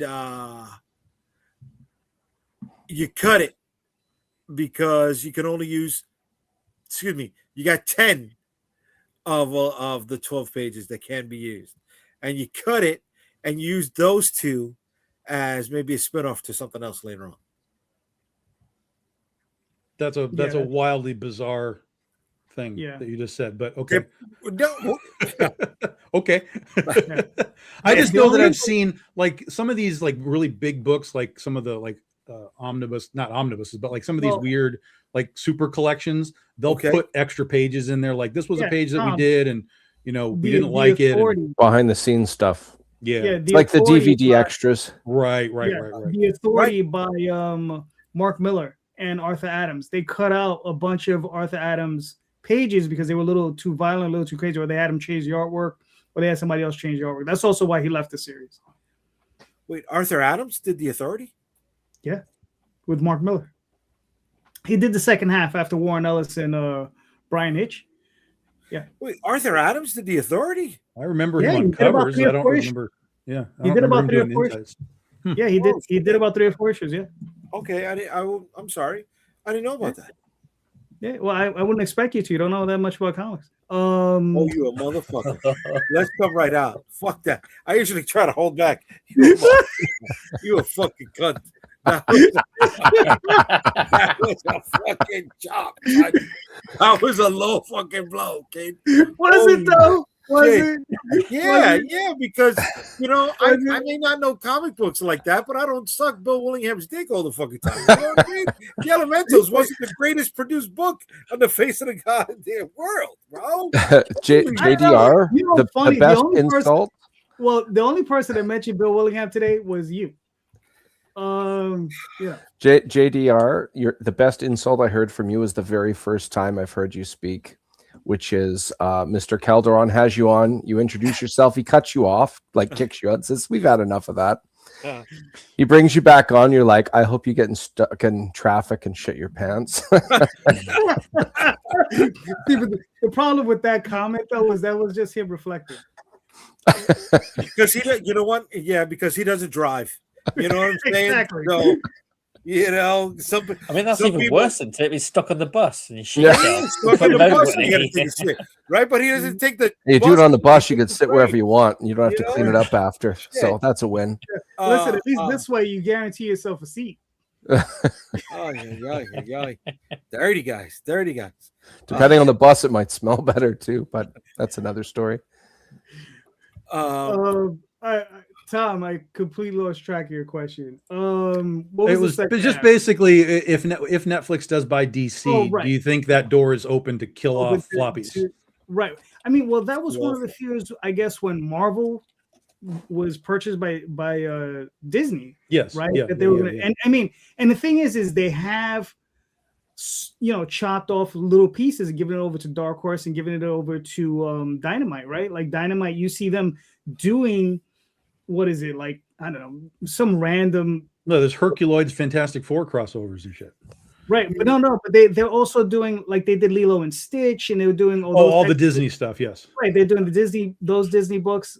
Dark Horse got the Star Wars stuff back, right? Yep. So that was a big fear. Now, as far as Netflix chopping, look, it's a corporate structure, right? And I think Netflix, I don't know, man, they're kind of harsh up there, but if there's, I mean, they cut popular TV shows after one season. If they're going to be like, fucking Spider-Man didn't sell 1 million units, get it out of here. Yeah, I know, but we don't know what their plans are, right? We don't know, because here the craziest thing about it is Netflix. Right now they're just selling. They have a very small platform to sell IP merchandise, right? Which I've seen they've sold stuff. Maybe they're looking to expand that. You understand? Maybe they're looking, like, they're worth like $400 billion plus, right? And maybe they're looking at the next thing that's going to take them to the next level. And I think they realize that it might be selling, let's sell the stuff, Blu-rays, T-shirts, and all that other stuff. And maybe by having those IPs, real IPs that they're not developing, that are already developed, that they might be able to move into that direction and have the platform to sell it. Because imagine if they put a bumper either before or after whatever it is by DC, and they're saying, oh yeah, you can buy the books here, you can get the books here, you can buy a T-shirt here, whatever.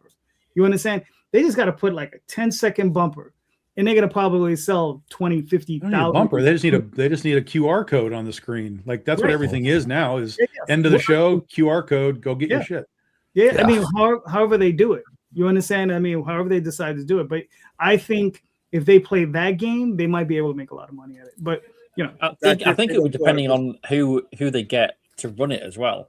If they get someone to run it who knows DC, knows how to handle it, loves the comics, they'll fight for it. If they get just a normal average Joe who doesn't give a shit about the comics, they'll palm it off to whoever wants it for a quick buck and just use the IP in the movies. So it really depends on who's going to be the head.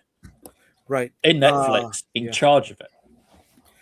He's got a point. Aaron's got a big point there, because prior to Marie Javins, the one running DC, it was nobody wanted to work there, right? Yeah. They weren't producing good content. And what are you now, talking about? Jim Lee's over there.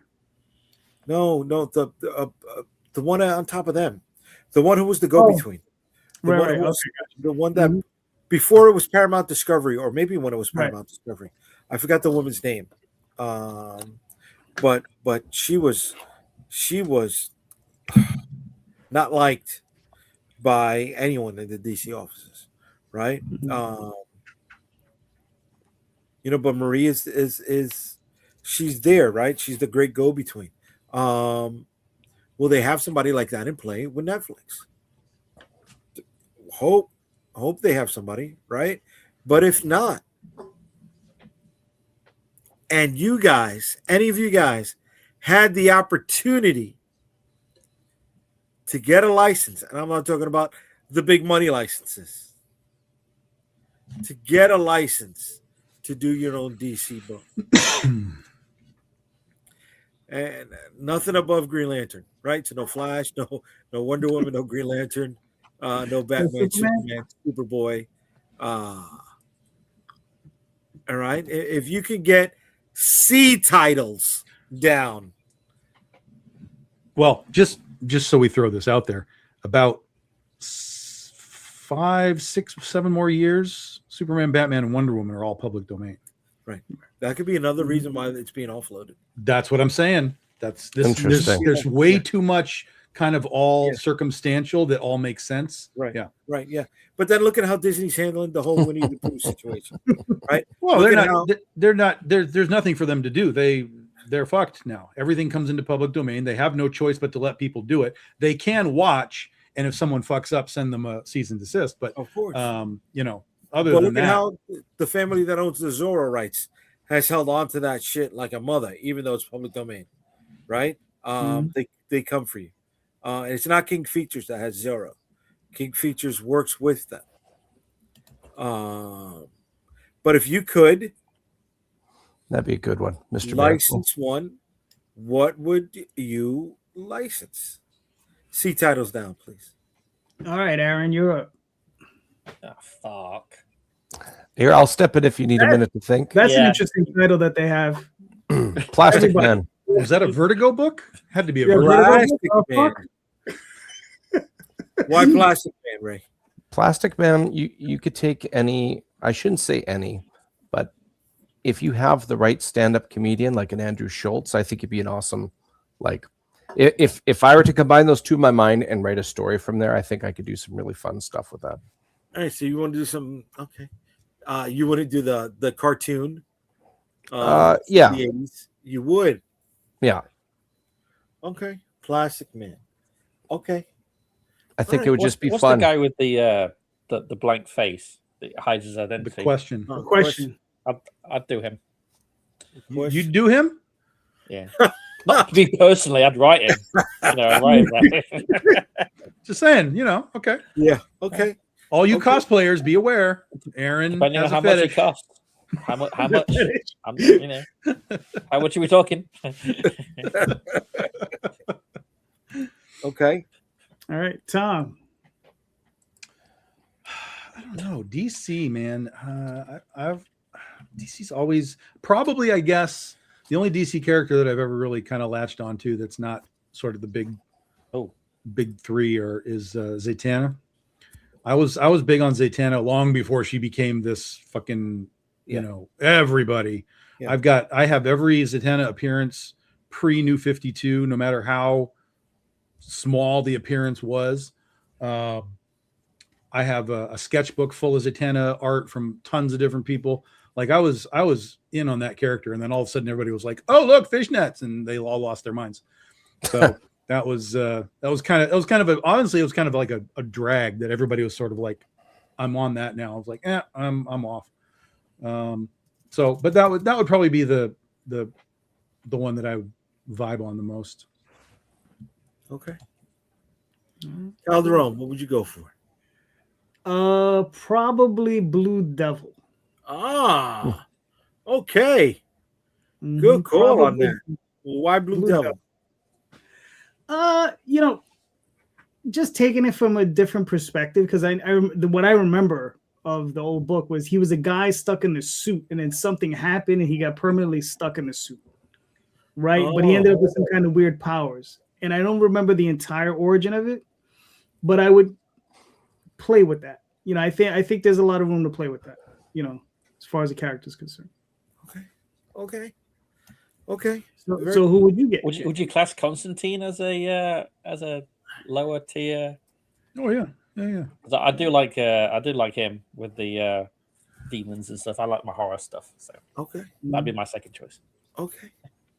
All right. I would I'd go lower below C. I'd go D.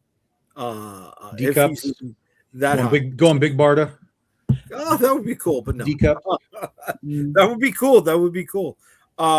Because you could do the That's facts. Daphne. That's facts.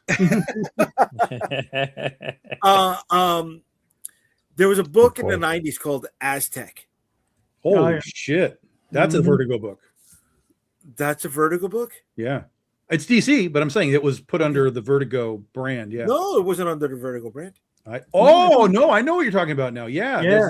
The superhero Aztec guy. Yeah, Yeah. And Grant Morrison put him into his Justice League for a moment. That's right. That's right.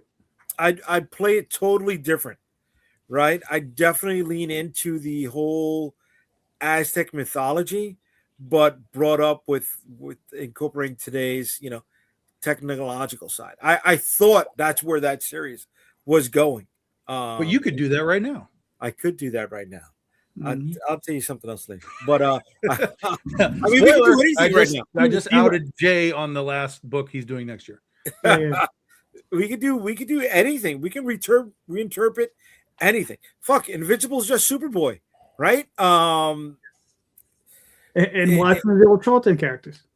Watchmen's the Charlton characters, right? We said this the other day. Weapons was just another take on the Pied Piper. What was right? Lee Field's ripoff of Captain America again? I can't remember the name at the top of my Fighting head. Eagle or some shit like Fighting American. that. Fighting American, yes. And the lawsuit was he could keep everything, but the Fighting American couldn't throw the shield anymore. Right? And Amazing. He likes to say, he likes to talk about the derivatives, right? But his Supreme was a derivative, right? His Youngblood was his Teen Titans. They were all derivatives, right? That's all. We all have that. We all have that. So nobody should be emboldened and say, "Oh, my shit's original." Oh, fuck out of here. Nah, my It's your shit's take. original. It's your spin. You know. Mine's not superhero, to be fair. So I guess I'm kind of removed from that. But Yeah, but it's also in There there. were Dungeons and Dragons comics, Ray. You're just ripping off Dungeons and what he Dragons. said. Yep, DC that's what I'm Comics, doing. Dungeons and Dragons. Yeah. Mhm. Yeah. So, but I'd go Aztec. I'd When go does Aztec. Presto show up in your comic, Ray? Mhm. Presto? No. Oh, No. Presto, come on. How about the I'll sooner barbarian? have Batmite. Uh-huh. did you Mix guys up- watch the unproduced YouTube video of the final Dungeons and Dragons episode? No. You didn't see it? No. I got to go watch that. It's just reuse of old footage, but there was a script for it, so they took Oh, old I see. footage and recreated Just to give it some visuals. Yeah. Right. Yeah. Recreated Yeah. the story, yeah. And I've they I like did, how the very first episode they're fighting Tiamat right off the hop. That's That how just you gives do me it. a chuckle. That's Yeah. how It's you like do it. that's like a final boss battle. They're like, we're level 1, and this giant 5-headed dragon comes out of the. It's awesome. All right, I got a question for everybody. Has nothing to do with any of this stuff.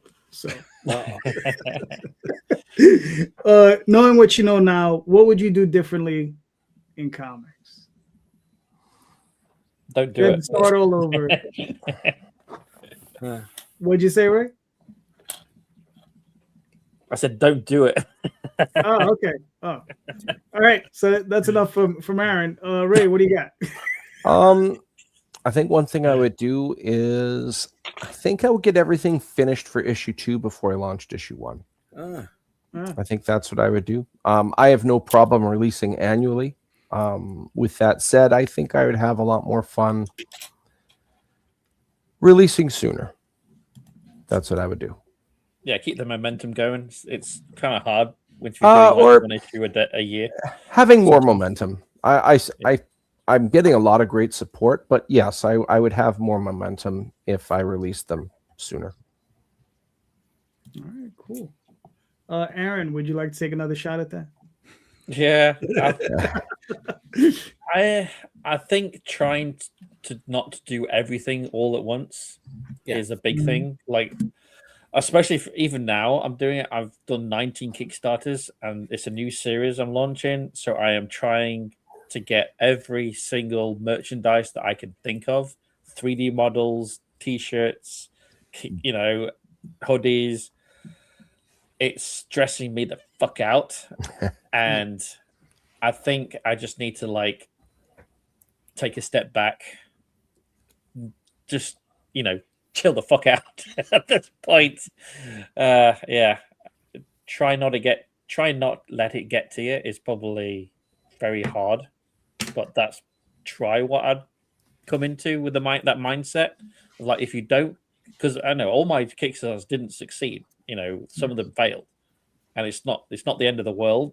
You just come back and relaunch. So, but like Ray said, it's that momentum. If you fail on this Kickstarter, that puts me back like 8 months because it's trying to fit it in with the other Kickstarters I'm trying to launch. So it's a nightmare. So that's probably what I'd try and bring in and fail.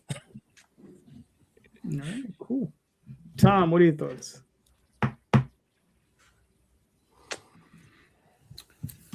I think that, and I've thought about this recently too, which is why I'm kind of, in a way, kind of resetting my thought process on the future a little bit. But I probably would have actively tried to stick with the primary books that we started with: Penny for Your Soul, Critter, Legend of Oz, Ursa Minor, and stay focused on them rather than Scheherazade, Kaiju Epic, Lights, Camera, Jungle, Princesses versus Zombies, like just too much. Because it's impossible to do all of that. So, here I am 15 years later doing publishing, but I still have these books that aren't really even close to being finished. Critter, Oz, whatever, like there's at least so much story left before they're finished.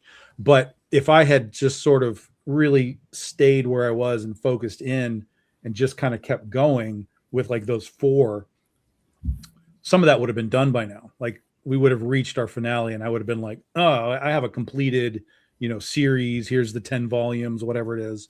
And then I would be on to other things. But at the same time, doing all of this new stuff, Goth Day, PVZ, stuff like that, it brought new eyeballs to me through those alternate genres that weren't, represented in the core 4. So, it's sort of a plus minus type of thing, but I'm at a stage where I've realized that there's a value in completing your story. And so, the core 4, I'm really kind of like time to go back into these books and really push them towards the finale rather than like take too much time with the extraneous stuff. Like I might do like 1 Princesses versus Zombies a year now, but I might do like 4 Oz and then 4 Critter and then like, 4 Ursa Minor, and just kind of try and push through those books a little faster and reach some finales so I can say I finished it. With that. Cool. Jay? I'm exactly with that. I'm exactly with that, dude. Not eat with my eyes, right? And shit, I still did it today, man. I'm developing new stuff and I haven't finished the arcs that I'm currently on, and it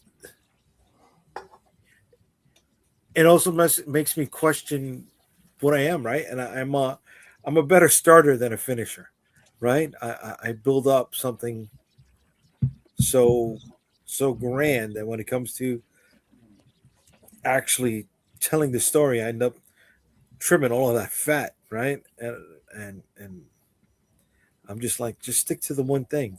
That way you don't have to trim so many fat in so many different areas. And you would have more time creating more in that one area. All right. Well, that's cool. So no Aztec next year. No Aztec. No Aztec next year. Maybe 2027. He says, actually writing notes as he's talking. No aspect. Like in my head, I'm like, how do I make it different from the Blue Beetle movie? What if it was the Green Beetle? No, that's too It would close. be to only Green on Hornet. Netflix. Too close to Green Hornet. You got to go. Oh, the Orange Green Hornet Beetle. was such a bad movie. Orange Beetle. The Green Or, Hornet. yeah, was Yellow such a- Beetle. Yeah. Yellow Beetle. Yeah. I think to answer my own question, it's Oof, it would probably be planning out the stories so that they're a little bit more condensed, a little bit shorter, and a less massive in scope. Yeah. I think that's definitely what I would have done.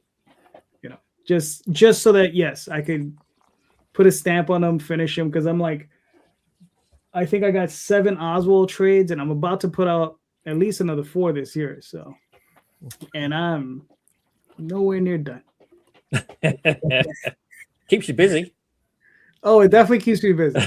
Keeps me busy. Sometimes keeps me up at night. You know, and that's just Oswald. I still have to finish Dreamweavers. I still have to finish up Tall Tales. I have the 3rd arc to write for that. At least another 10 issues on that.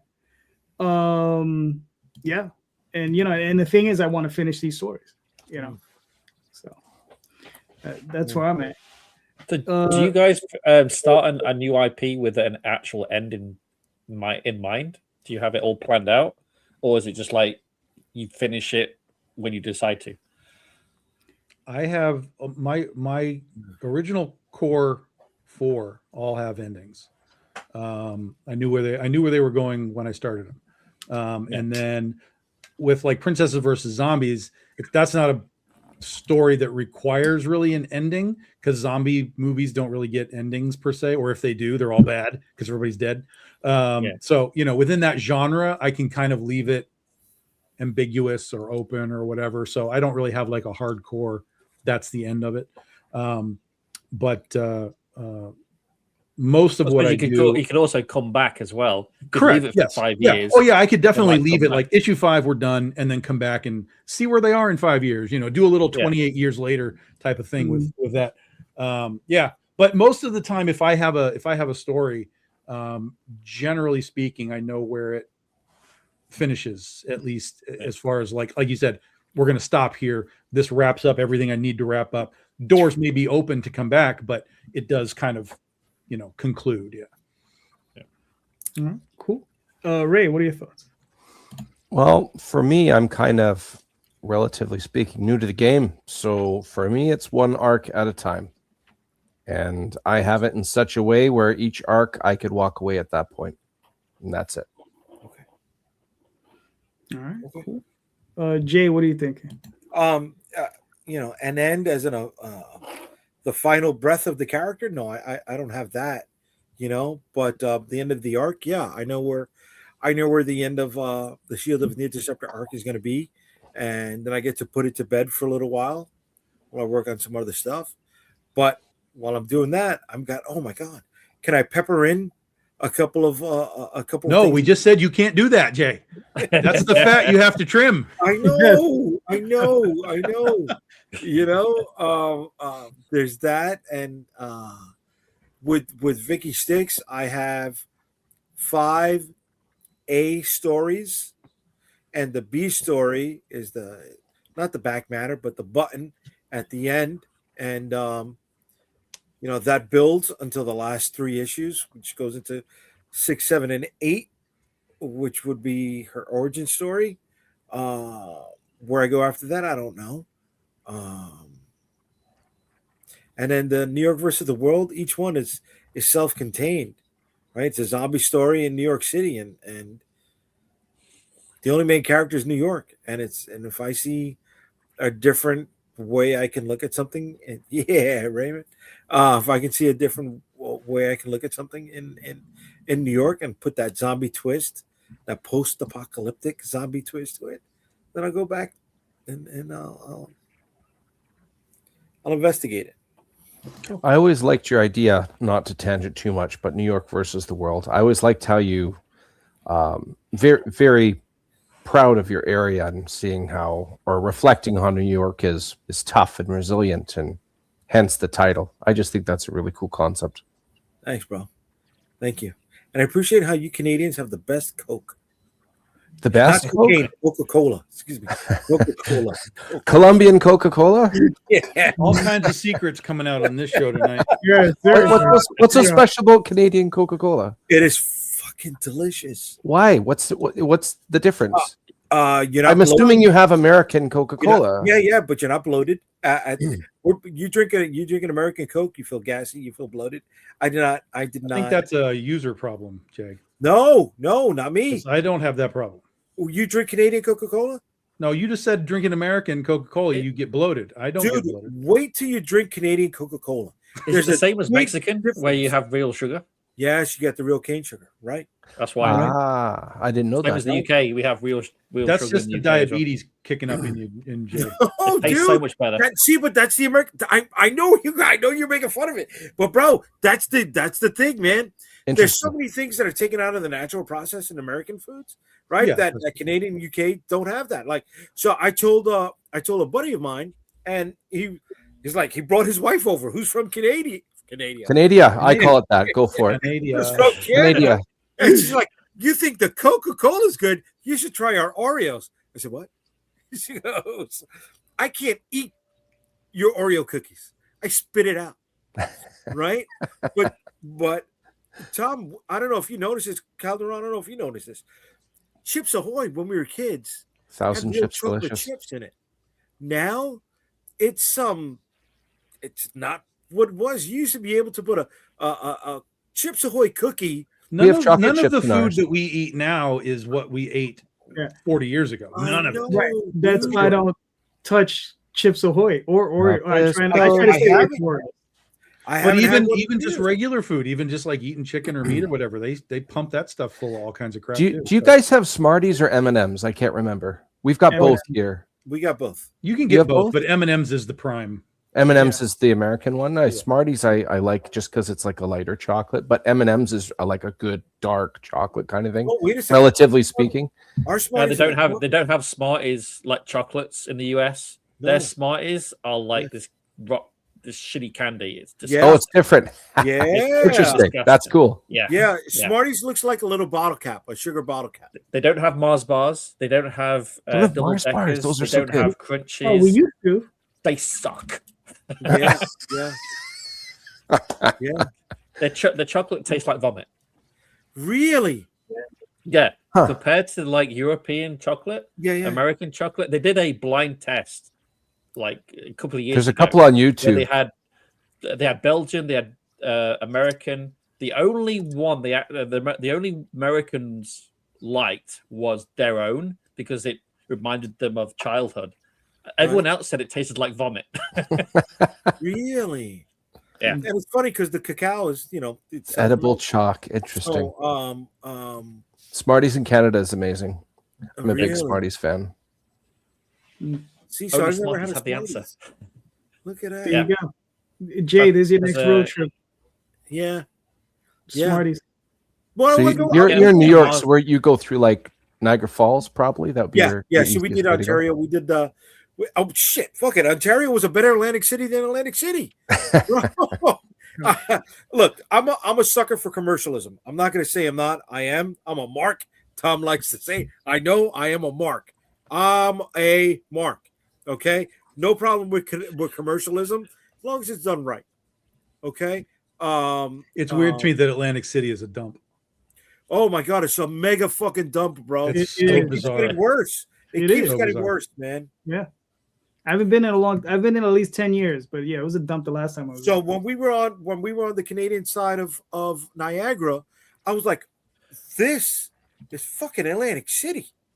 You had the casinos, you had the commercialism, right? But you also had the little pockets of genuine, authentic, like food, I know they got hookers in Ontario? I don't know. Apparently. I can't confirm nor deny such a thing. Apparently. No comment. We could just talk about Vegas, but if there's no hooker, I just wasn't sure if there were like Canadian hookers, if that was a thing. Bro, sidewalks were clean. Dude. Sidewalks. Fucking exciting. You understand what it's like? Well, I'll tell you this. I went to Vegas. I remember going to Vegas one time, and we went into Denny's just to have breakfast. And they brought us a couple glasses of water. Like, here's your water. Order when you're ready. Okay, great. Took a shot of that water. It was like drinking lead. Like you could taste To taste the metal. whatever was going on. From the tap. I can only imagine this is what Flint water tastes like in Michigan. Like, It's it was 87 so- premium unleaded. I'm telling you, man, it's like I can't do not drink the water in, like they tell you don't drink it in Mexico. Don't drink it in Vegas either. Oh my God. Really? Yeah, because they got that problem right now in Puerto Rico.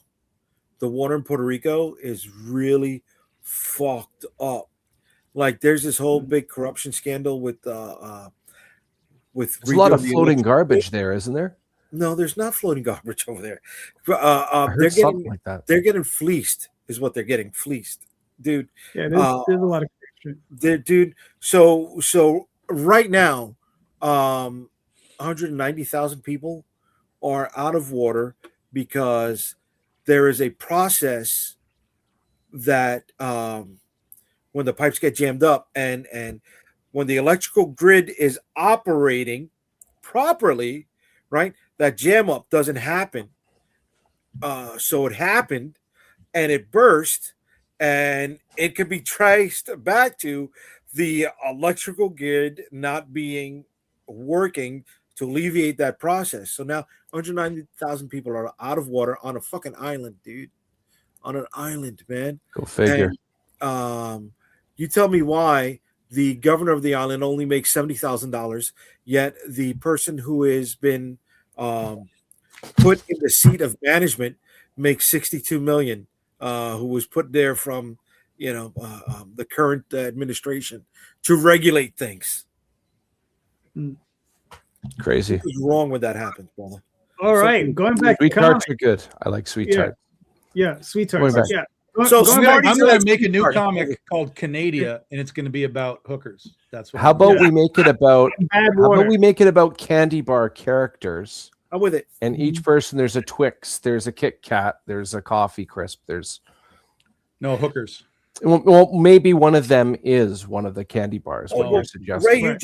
you just gave me the plot for Hudson Hawk. There you go. Let's do it. You guys never saw Hudson Hawk? Long time ago. All right, gentlemen, regardless, we're hour 2. We're done. We're done. Aaron, We made where it. can we find you and your work? Laser blast. You can find me on Wroblewski Aaron on Instagram or Pillars of Creation. Put that in. You get the pre-launch is live, so please follow. All right, cool. Ray, where can they find you and your work, sir? You can find me as DM Ray on Facebook. You can find the Madcaps Facebook page. You can find me on Instagram as @Raymond the DM. DM short for Dungeon Master because I love me some D&D. You can find the Madcaps issue 3, the final issue, pre-launch page on Kickstarter right now, and you can get all 3 issues. We've got some cool covers coming out. Melee, magic, monsters, all the mayhem. It's going to be a good time.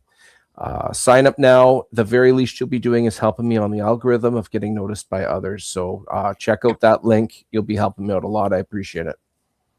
All right, cool. Tom, where can they find you and your work, sir?